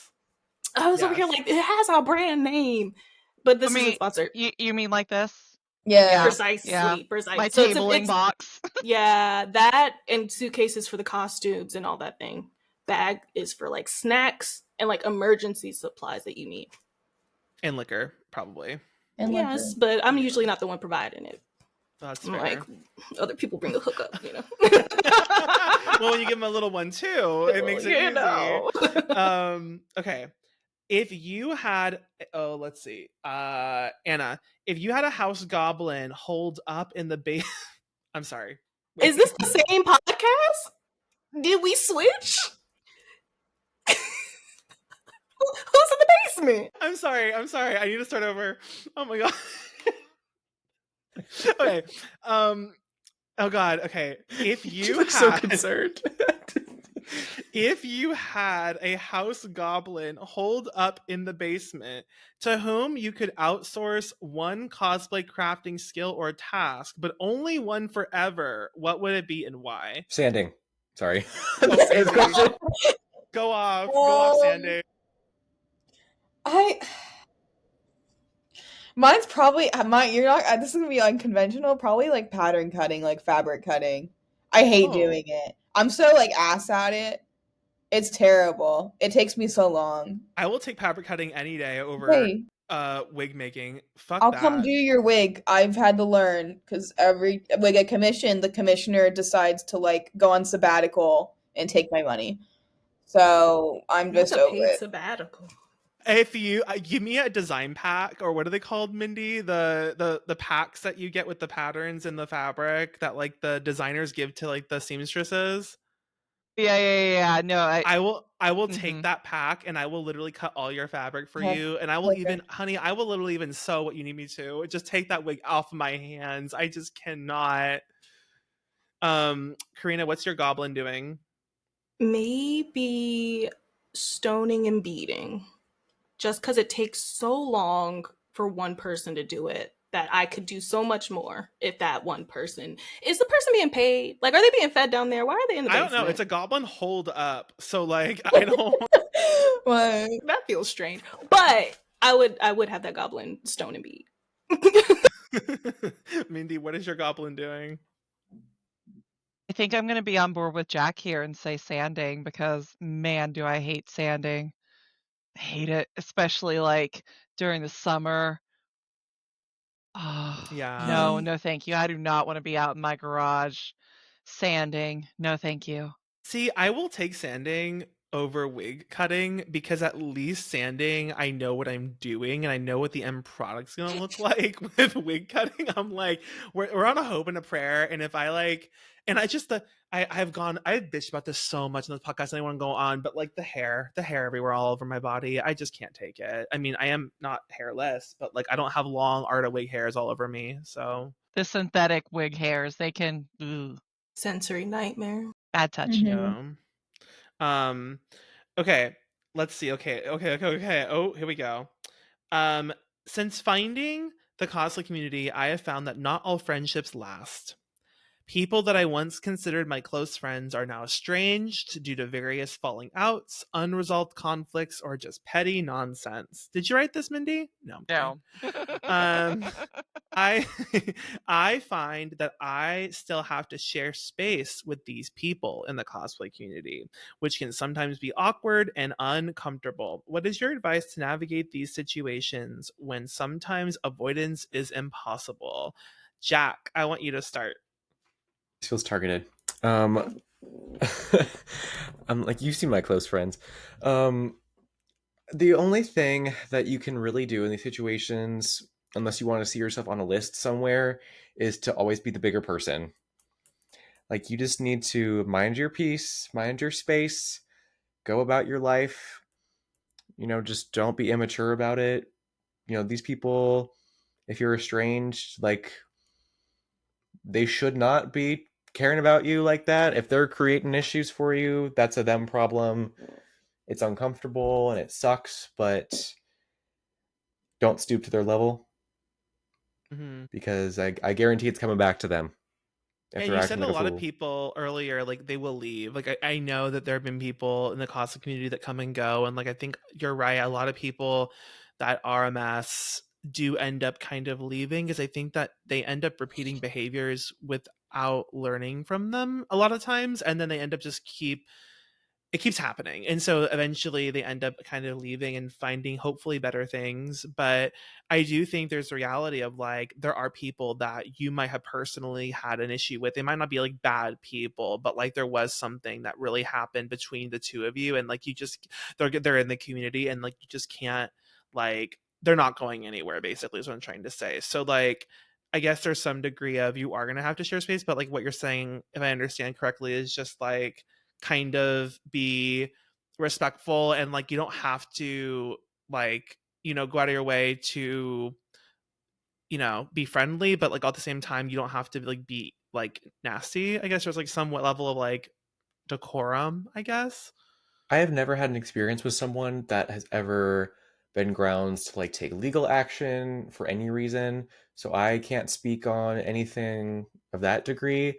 But as far as just like interpersonal conflict, like, most of the time, unless you feel like your safety is in danger, you just try and ignore them. Just be the bigger person, even though I know how easy it is to stoop and to be mean and talk all that nonsense too, but it's not doing you any good in the long run. Yeah. And you said you had an experience where you were thrown out of a house. Is this like Yeah, one of those? that was like by an ex-boyfriend, so it's not like a member of the cosplay Oh, community. that's fair. One of the other girls who was staying with us, like I'm still friends with her. So I don't know. I haven't had any like really messy cosplay falling outs. Like I've like made friends with people, and then like a year later someone will be like, why do you follow this person on Instagram? I'm like, I don't know. They're like, oh, don't you know they did XYZ and they also like groom people? I'm like, I no one tells me this. Yeah, that Like, happens. I'm learning right now, and now I'm pulling out my phone and hitting unfollow. So happens to the best of us, I guess. Karena, what is your advice for having to share space with people that are in the cosplay community that have had conflicts unresolved and falling outs? Like, what are some things that you've done to kind of maintain peace, your own peace, I guess, Mhm. and navigate that? I think I have a real answer and a petty answer, right? So Yeah, like get both. I want both. I want both. I will say I am fortunate enough to also have never had a terrible cosplay fallout. Most of the fallouts that I've had, it's like people have moved, people have left the community, and so like there's separation in that way. But I am a firm believer that like what somebody says about you is more of a reflection of them and how they feel about themselves. And then so if somebody is like if you fall out with somebody for whatever reason in this community, you deserve to take up as much space as they do in those places. So like my like happy answer is like, of course, yes, you carry on, take the high road, like with a smile and go about your business, right? Because that's what you're there for, is your business, you're fine, you're fun, your peace. Like nothing else should matter in that moment. My petty answer. When a bitch hates your guts, there's nothing funnier than ignoring them. Cause it eats that bitch up every single time. Like you don't even pretend that that person is like exists. And when I tell you 10 out of 10 times that bitch will be seething, mind your business. It will always win. It will. There's nothing that you could. There's no read. There's no like snarky remark. Nothing will beat the silence. Trust me. Like it eats at people's souls. Don't acknowledge their existence. No, it's true. And I always do say, like, I mean, I will definitely be like, oh, that bitch is crazy. Anyway, moving on, because it's like, how much time do you want to allocate in your own like brain? Like Right. how much space are you willing to allocate in your day or in your like being to some other nasty horror? That doesn't matter. It's But like yeah. time is currency, right? If Yeah. you think about it, your time, however long or short you got on this place, that's all you got. Why would you spend that time on somebody who doesn't matter? No, what? Like, you gotta keep it pushing and focusing on yourself. That's really, like, that's the only person that's gonna be with you at the end, right? So, Yeah. like, and all of that drama, brush it off. I promise you, like, if you focus on you, nothing can touch you at the end. Now, there is one thing I want to ask about, and I want your take on this, Mindy, too, is the aspect of, people that are in the community, right? Like it says they're unavoidable and they're in the community. Say they actually like I think there's a balance, there's a line between like spreading gossip and actively caring about the people that are your friends. And what happens when there's a wig commissioner, like Anna said, that was just ghosting people, right? Or say there's another person that like is an inappropriate like judge. Like at what point do you kind of try to like warn your tribe or your close friends about those people to like be cognizant of that behavior versus spreading gossip? I don't know, like what are your thoughts on that? So, yeah, there's definitely like I do think there's kind of a delicate dance. Like, okay, someone's being shady and talking shit about my friends. I always find it funny, especially like with my close friends. People seem to like not seem to realize that we are close friends, and I'm always just like, "You're talking shit about me to my bestie? Really?" We're immediately telling each other, we're all like, "No, you're on the block list, like, fuck off." Um, so I always find that amusing 'cause, we've experienced this before where it's someone's just, like, reaching out and being like, "Hey, so this person's a shady bitch," and it's like, "You sure about that? You sure about that? Yeah. Okay, that's my bestie, but alright." Um, when someone crosses boundaries, I think that's really important to start warning people about. And I like if someone is, violating your personal space, or especially if someone is assaulting you in some form or fashion, or stealing from you in some form or fashion, um, then that starts to escalate it to, okay, now we got to start warning people as a whole. I also think on the judging side of things, judges and coordinators talk to each other, whether it's a public thing or not. Like, I know a lot of coordinators, and so we'll frequently bounce off of each other. And if someone is like on really bad behavior as a judge, then it's like, hey, I don't want to hire this person to come represent my event. So that'll definitely be a situation where it's like if someone, especially in an official capacity, is on, bad behavior, they're getting shit faced while they're on the clock, or just not representing your con in the way that you want it to be represented, then yeah, that's going to be information that needs to be shared. But yeah, I do think like reality is that we all talk whenever people like piss us off or whatever, and that's fine.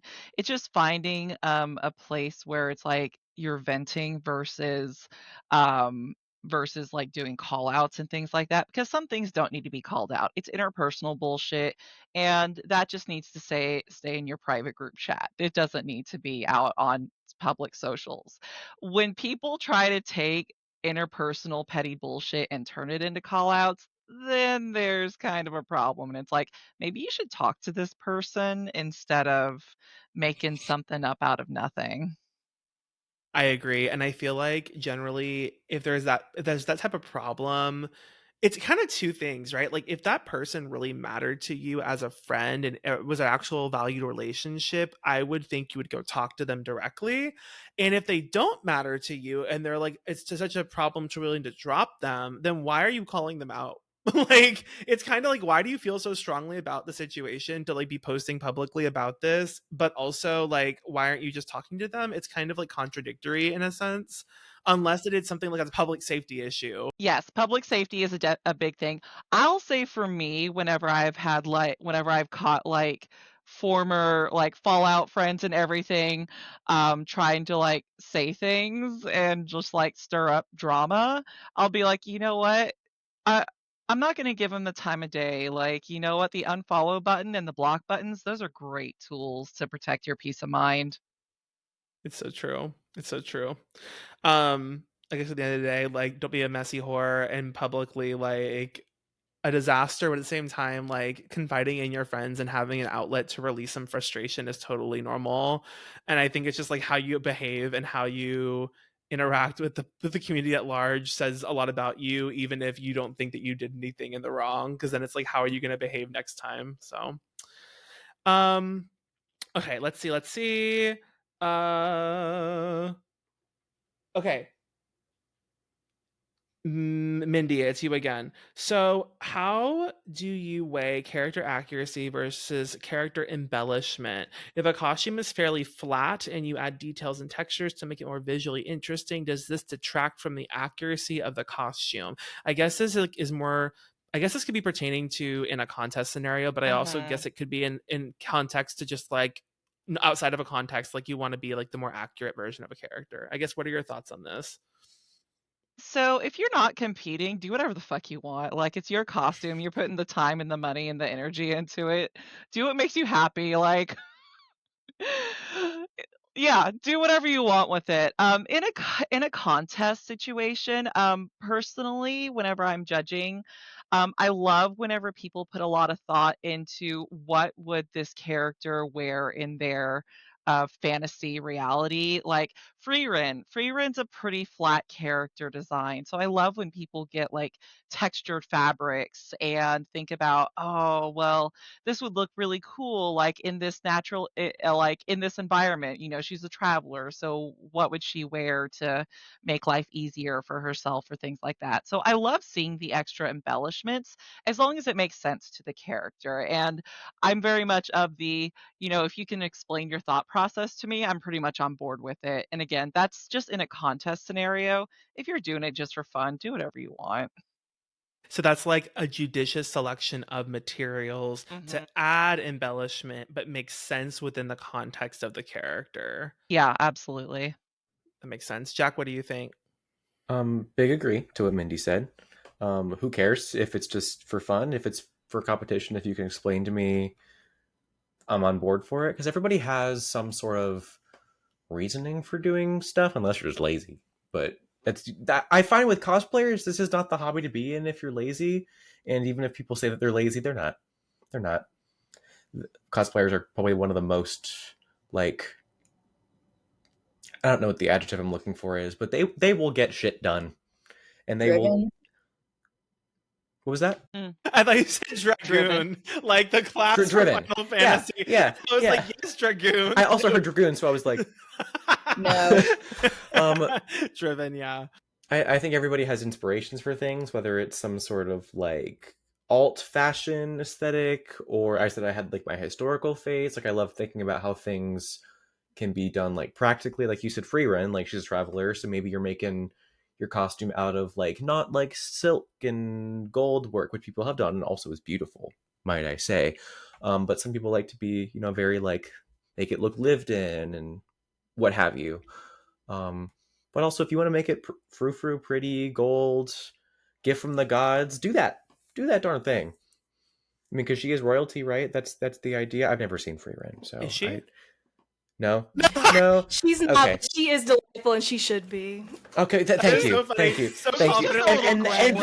And that can be how you explain it to your judges. Oh, Very good example. We totally coordinated this, didn't we? I know we did. Yeah, that's all I gotta say. I love how confidently wrong you are sometimes, just like me. I'm like, oh yeah, she's royalty, so it makes sense. Anyway, next. And it's just like, I was thinking she was some elf princess this whole time. Like she's wearing white. Do you know how hard it is to keep things white out there? I think she's just an she old has jaded a spell. bitch. She has a spell Yes. that cleans her clothes. Yes, Oh. she does. Intentionally learned it so that she wouldn't have to do that. I love free run. I'm I, sorry. I know. I would also have my hold up goblin do that for me too. Wash with a washboard in the basement, cleaning your cosplay. Mm-hmm. Tea. Anna, cosplay, embellishment, thoughts on character accuracy, like anything that you wouldn't recommend doing, I guess, or Oh, for like accuracy. yeah, I Well, besides guess. like don't do blackface. I feel like don't do that. Woo! That's the Bare one minimum standard. coming in Bare bare minimum. fucking minimum. Like I'm doing this character. I post a lot of my story, and people are like, because her complexion is she's like a spirit person. She's like her skin tone's not natural, but it is like pitch black. Like she's supposed to be like smoke, and I'm like, we are not doing that. We are going to do a black wig. We're going to do chiffon for the smoke, and we are going to do homestuck gray for what is black on her face. I'm gonna quote it as homestuck gray. And it's like people might ask me like that are fans of the video game, like why didn't you paint your skin black? But I'm like gonna be like, really, just like think about that, gamers. Like think about Read that the for 5 room. seconds. I know. But yeah, so you'll all get to see that at Dragon Con. That's so exciting. Body Yeah, paint at Dragon Con is crazy work. Just the That face. is crazy. Just Oh the my face. gosh. But we'll do I did Widowmaker at Dragon Con once. I was so strong. Wow.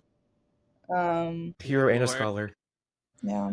Karena, thoughts on any other thoughts on like accuracy versus embellishment versus not wanting to be not being on Instagram and being like I am in a blackface and I'm right and all of you are wrong and like I'm more accurate to the character. Oh geez. It's already happened this week, and I'm like, it is. When has there been a week where somebody hasn't blackfaced in cosplay? Would love to know that. No, I'm gonna be honest. I'm gonna be honest.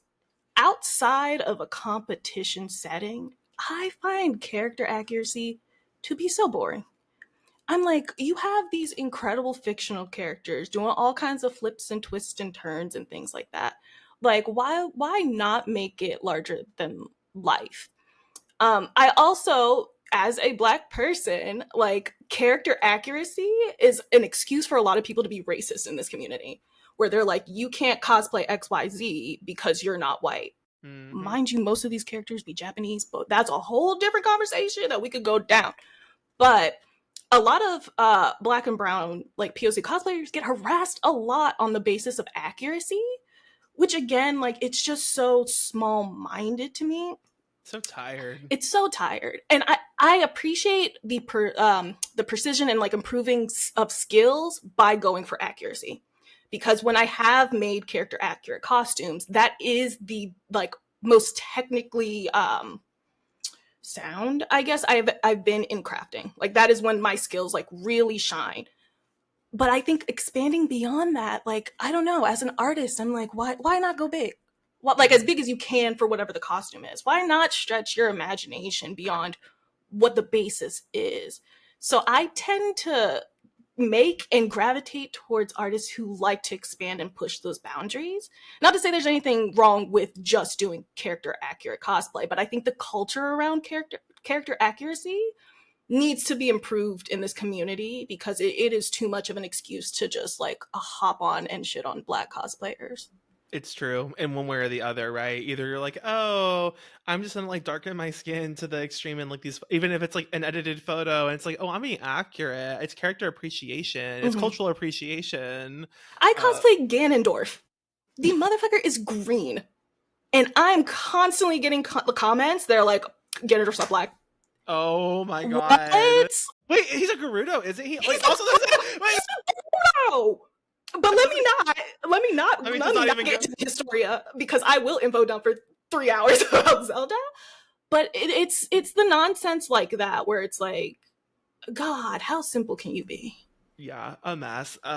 I think that also one last thought on that is just that taking a accurate cosplay, which a lot of these characters from like anime, manga, games, they can have character designs that are somewhat flat sometimes. I mean, there are some exceptions that obviously, and I think a lot of the characters we pick collectively are more interesting designs, but I think there's a lot of characters that have more basic designs that people still like and want to cosplay from.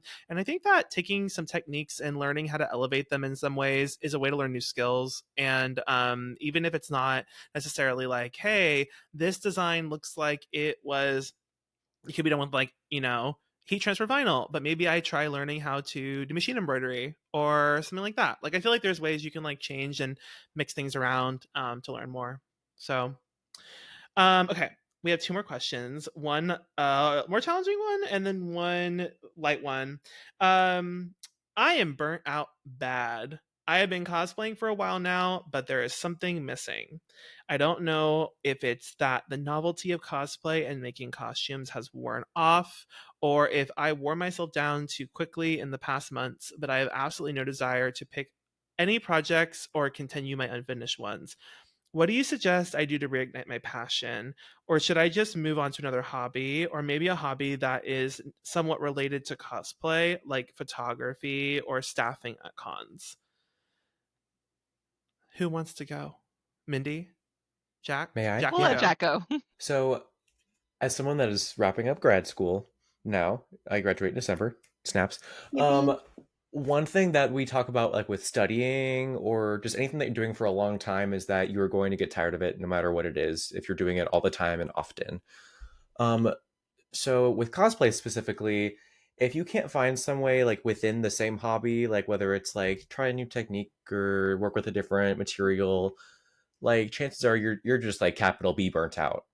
And usually what we say in terms of like academia is just to do something that's very different to kind of recharge your batteries. So if you are, say, you're studying and you're reading your textbook for all hours of the day, do not go on your phone and read threads or like a Wikipedia page. You need to watch something without subtitles on it, or me, or I don't know, I mean, or if you're, or go sew. I go sew as like a stress relief all the time, or crochet something, anything that doesn't involve looking at words. Um, because it's a way that your brain can kind of like recharge and recoup that kind of area in there. I don't know the full psychology of it. I took one basic psych class when I was in like 11th grade, but I have found that that has really helped me when I'm trying to like divide and conquer tasks. But per the question, trying something like cosplay photography, if you think that's something that will bring you joy and won't just make you feel left out, because that's definitely something that I've seen people do where they're like, oh, I'll just do this because it's adjacent. And then they're like, well, I wish I was just doing the other thing instead. Mm-hmm. But if it's inspiring to you and if it's different from what you are doing, like if you're a full-time content creator as it is, and you're like, oh, I'm going to do cosplay photography, maybe not, because you're probably already used to taking a bunch of photos or videos, and it might just kind of bring back some of those similar feelings. There's someone that I follow now who is taking a break from costumes, period, and just focusing on renovating her house and reorganizing her book collection. And it's just a totally different like lifestyle for her, and she's working through her burnout through that, and it seems to be working for her. So yeah, TLDR, try something that's just very different from what you're doing. Mm-hmm. Mindy, what were you gonna say? Yeah, I'm gonna piggyback off of that because I think anyone who stays in this hobby for a good amount of time, you're going to experience cosplay burnout in some form or fashion. And social media absolutely exacerbates that because we see a lot of the pretty and feel like we have to keep up with the rat race. And reality is that a lot of us don't make our living off of cosplay. We're even if we do, get to work for cons as, judges or staff or whatever, it's still not paying our bills. So I think it helps to keep that into perspective. Because like as much, I might go and work for 3 or 4 cons a year and then go judge for another 4 or so cons a year, but it's still not bringing home any real money for me. So I've had to like definitely take a step back and go like, okay, maybe I'm only creating 2 to 3 costumes a year at this point, but that's that's what I'm at capacity to do. And whenever I need to take that break, kind of like what Jack said, I like to go and switch it up with things that are wildly different. Like I fell into crochet as my latest ADHD like hyperfixation project, and like I said, I've been on my book girly binge for the last couple of months, and honestly, I wasn't expecting it. But now that's giving me cosplay inspiration as well. I never thought I would cosplay a book character. Now I'm just like, "Oh, I've got this whole list of book." Yeah, yeah, I see you. I see you. I'm like, I didn't think I would be on this bandwagon, but now I want to cosplay an Akatar girly. Oh, Yeah, yes! yeah, I know. Very smart. Welcome to the club. Listen. Yes. So yeah, I think it's about definitely like find something that really brings you joy without it like being an expectation of getting you back into the hobby. Just our time on this planet is so short. Just like find the things that bring you joy, and if it brings you back around to cosplay, awesome. But just like give yourself some time to recharge and find that passion. Yeah. Anna, what do you think? I know that you with that 2-year long project went through some peaks and Oh valleys yeah, with no. Burnout. Definitely towards the end it was a struggle, but I also like had not Sammy wasn't like breathing down my neck, but it was like, oh, I have to do this because if I don't, I'm disappointing Sammy, and like if I'm disappointing Sammy, like I might as well just like fall off the face of the earth. I'm just kidding. She's really nice, but it was like she's doing this for me, so like I have to reciprocate. I have to get this done to the best of my ability. Like there's no room for failure. Like there's no room for like missing this deadline. So I'm gonna do whatever needs to happen to maybe like that's a weird mental to have, but like it definitely helps to have like accountability. Because if it was just me, it would have just been like, we'll do it some other time. But I think when you like have a duo and you're trying to do a contest, you need to like be professional about it. Or if you're taking commissions, you need to be professional about it if you're taking people's money You're gonna have and to you agree on drop. a due date. Speaking of not calling people out, you're gonna drop this at. No, I'm kidding. No, I'm not because there's too many to name. I Yeah, was gonna ask. So is like the point there, like, it's kind of like having others to mm-hmm. motivate you. Like even if it's not a contest setting, having others that maybe you can surround yourself with to craft with, or to get on Discord calls with while you're Yeah. sewing, or just to have camaraderie because Or we just like can't all be together all the time, right? take a photo and send it to them. Then they're like, hell yeah, I love it. And then that's sometimes just all you need. It's just like a little bit of motivation. And then you go back to wet sanding. And I go back to wet sanding.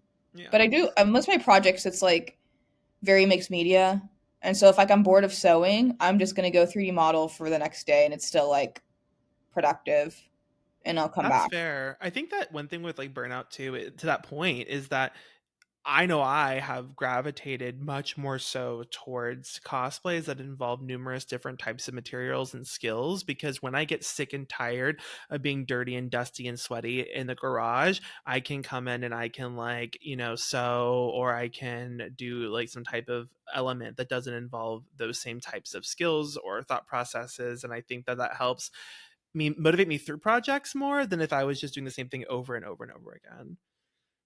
Sometimes you just need like an easy win too. That like just a project that just like that's not complicated, not a contest, like something that's just an easy, fun, stupid thing that you can wear with your friends, even if you're modifying something you bought half of, or it's something that you can make in a weekend, like a BBL Ditto bodysuit. So Coming soon. coming soon. I just gave you the OF content exclusive, girl. If I had one. Karena, what are your thoughts on Burnout and like navigating through phases of that? I think everyone shared great like ways of navigating through the burnout. My first thought is like, what's causing the burnout? Is it simply doing the repetitive task of making a costume? Or is it trying to keep up with socials, right? Because I do think that like comparison is the thief of joy. And my advice, if it's the socials, is just log off. Keep making shit, keep like expanding your skills. Just don't post for a little while. Like get off of the internet. That I did like a multi-month like Instagram break, and it was great. It was incredible. I was still sewing away between packing boxes to move over here, but like having the creative outlet without the stress of presentation took away a lot of the burnout that I was starting to experience. If it is the craft itself, then yes, explore so many different mediums, right? You're still an artist at the core. So go try something, even if it's something radically different, right? Like I am a musician and a composer by trade. I did not start sewing and making costumes until later in my life. that was my like creative escape from writing music. Two completely different skills, but it helped me work through that burnout and I can write again. So like try something new, but if it's really the like I got to keep up with having X amount of cosplays for this convention and I got to premiere this and debut this, log off for a little bit. I promise you the world will still love you when you come back online. Mm-hmm.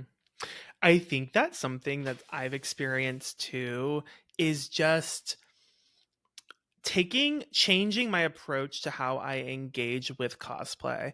And by that what I mean is I think that for a while, I mean, I've been through all kinds of phases. I've been through phases where, like, in a summer, I made 7 costumes, and they were not competition pieces. They were like, bam, bam, bam, wearing new con, new con, new con.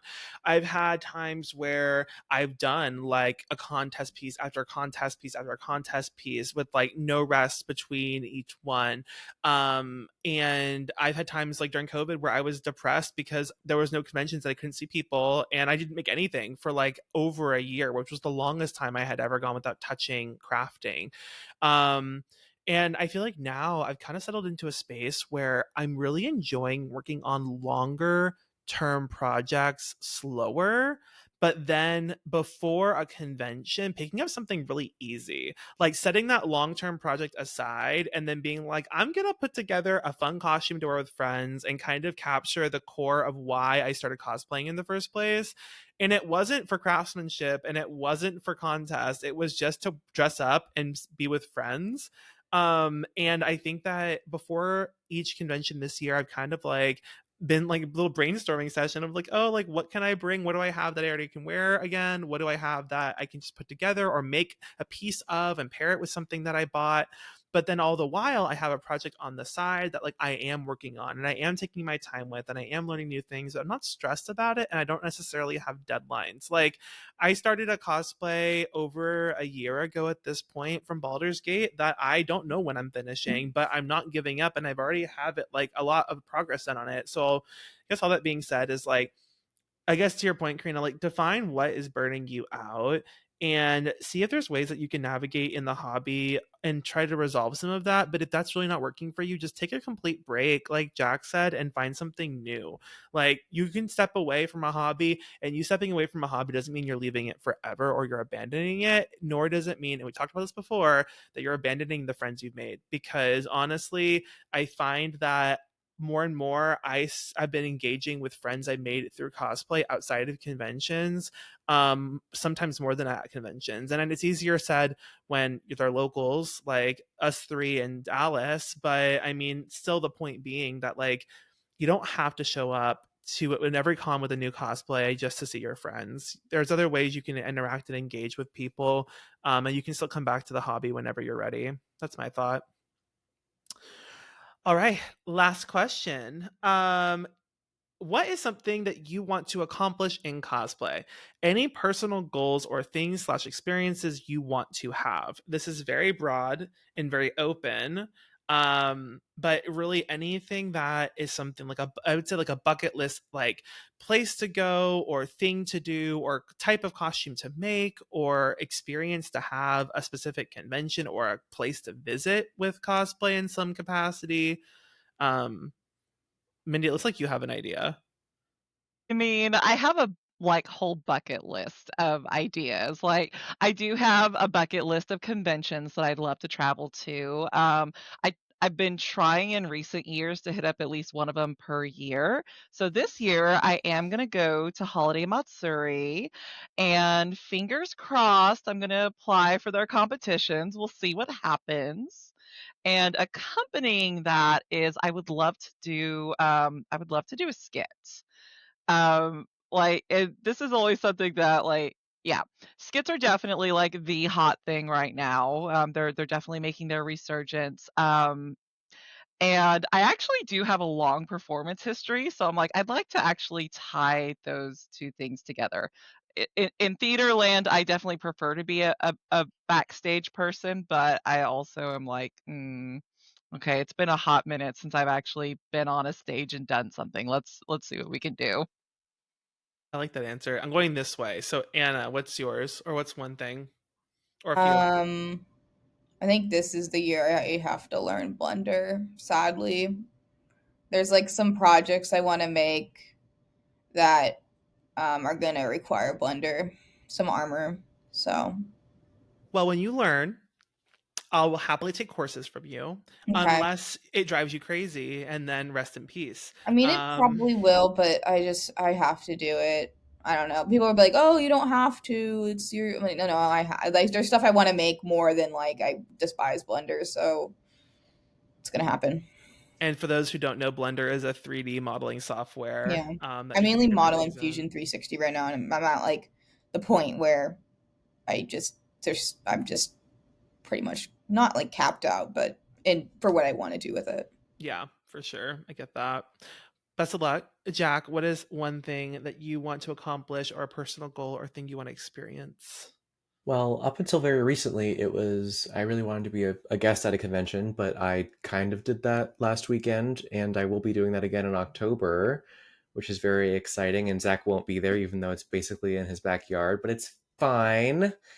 It's fine. No one's more mad than me, honestly. Like I'm more pissed that I can't be there, even for nothing else, like just to torment you for 3 days. That sounds like a great time, and I'm so angry. Like I'm so livid. You all don't realize that Jack and I talk, if not every day, at least for one message, like every other day or every week at the least. Like we are messaging each We other are on so Instagram annoying. consistently. We are so annoying. I will send in the most cryptid like sentence in reference to some like song that came out, and he'll just recite the lyrics back to me unprompted, and I'm like, this is not normal. It's okay. But no, I'm so angry that anyway, I just derailed your whole thing. So yes, you are No, going to be a guest at a convention. You so already so have, but that's very exciting. One thing I do really want to do, and it's kind of I don't really do the whole like bucket list like costume thing anymore. I've gotten advice just to kind of do like the you want to do it, just do it kind of thing, because bucket listing things makes yourself like intimidated by it, whatever.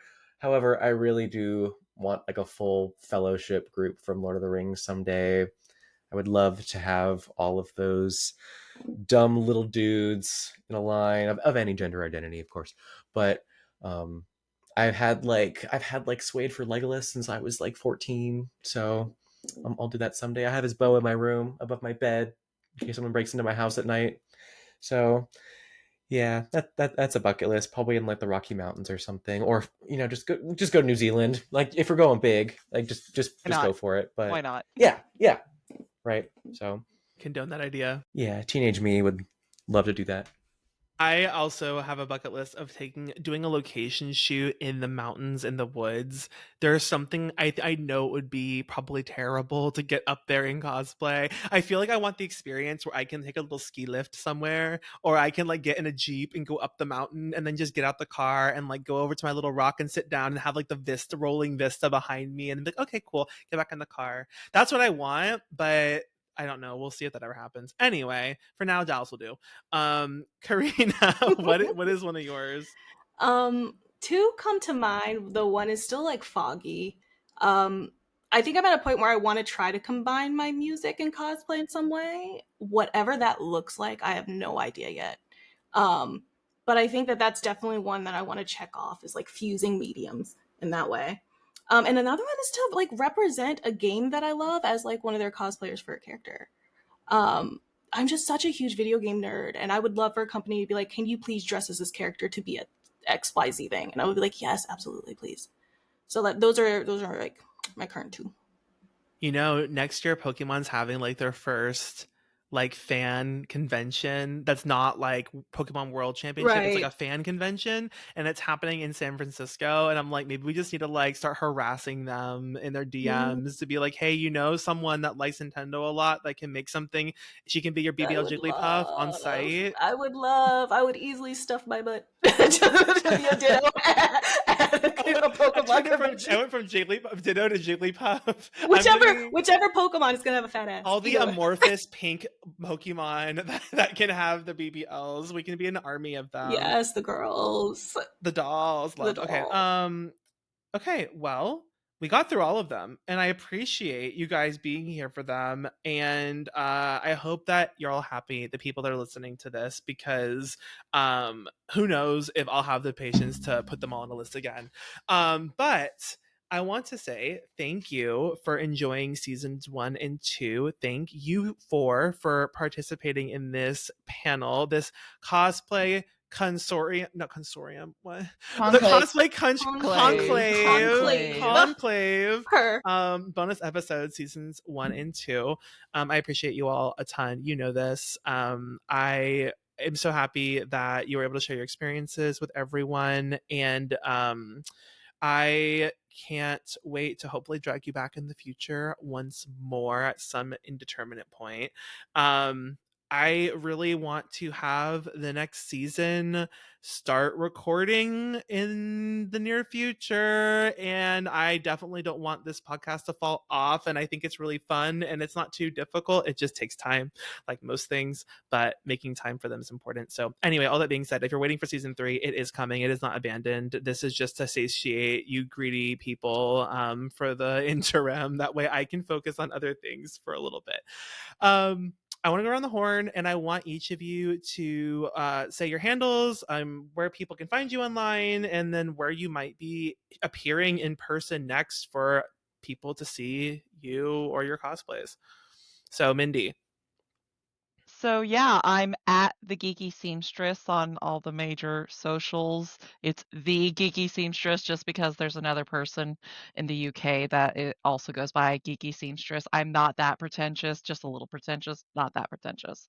Yeah, so my next planned event, I will be at Anime Oklahoma at the end of October running their cosplay contest, although I may have to make a trip down to Galveston to go see Jack. So yeah.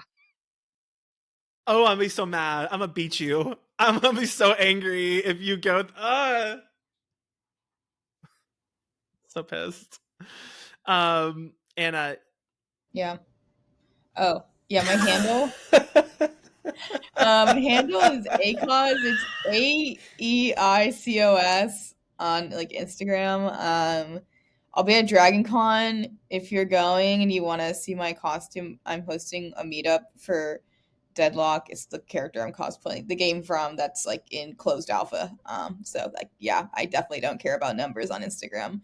And then I'm gonna go to Anime Frontier. So come say hi. If you need a 3D modeling commission, you can DM me. I'm doing those now. So Well, hell yeah. Jack. My username is Jackarufu. That's JACKERUFU. I just finished a 2-week convention marathon in the DC area, so if you're there and you suddenly love me, well, too bad. I was there, and you missed me. But I will be at a local Columbus, Ohio convention in 2 weeks, same weekend as Dragon Con, called Matsuri Con. And then after that, I'll be at OniCon in Galveston, and then after that, it is up in the air. So we will see where the wind takes me after that. But Love. And Matsuri Con is not to be confused with Anime Matsuri. Those are two different oh, places, two different things. Well, he also doesn't surprise. Never mind. We're not going to go into that whole rabbit hole. There's too many of these men. Anyway, Karena.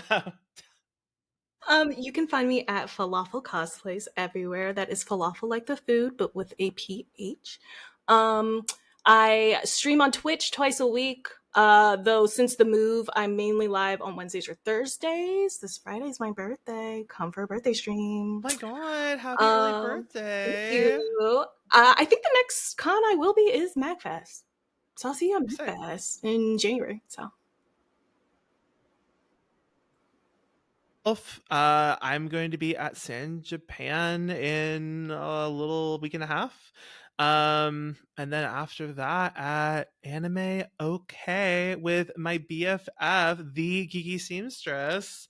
I'm very excited. I went to Oklahoma for the first time this year. To a convention called SoonerCon with Mindy, and it was actually really fun. It felt like a really kind of old school sci-fi convention vibe, but we also got Mormon soda, so that was interesting. What, you gotta put on the bed and jump before you drink it? I don't understand. I don't understand. What makes it warm? Oh my god, I'm leaving it there. We're not explaining. That's all we're gonna get. I'm gonna go through the outro. Thank you for joining another episode of the Cosplay Crunch. If you would like to submit a question, don't submit a question yet because the season hasn't started. And I don't want to have a backlog like this time. So keep it to yourself. Keep it to yourself. Ask it in the comments and maybe someone will answer you. Rate us on your podcasting app of choice as it helps the show. Don't laugh at me. That was an underrated joke. That was good. Maybe. Rate the podcast. It helps show more people the show, and the cosplayers that are on Spotify board, they're like, what can I listen to? It might come up for them and they'll be like, oh, I can listen to these random people talk about cosplay. You can follow us on Instagram at the Cosplay Crunch Podcast, and you can also go to YouTube at the Cosplay Crunch Podcast and at cosplaycrunch.com, where we have all of the old episodes listed you can actually listen to the episodes on the website. I don't know why you would do that, but like if you don't have Spotify, well, how are you listening to this? I don't know. But like if you're on YouTube and you don't want the ads, you can go to the website and listen. And you can also see all the old like guest profiles and bios and learn more about them and see their socials. We already covered where we could find you on Instagram. With that, I am closing this. Thank you all. Thank you I love you and appreciate you. And until next time, we will see you in season 3 eventually. Goodbye.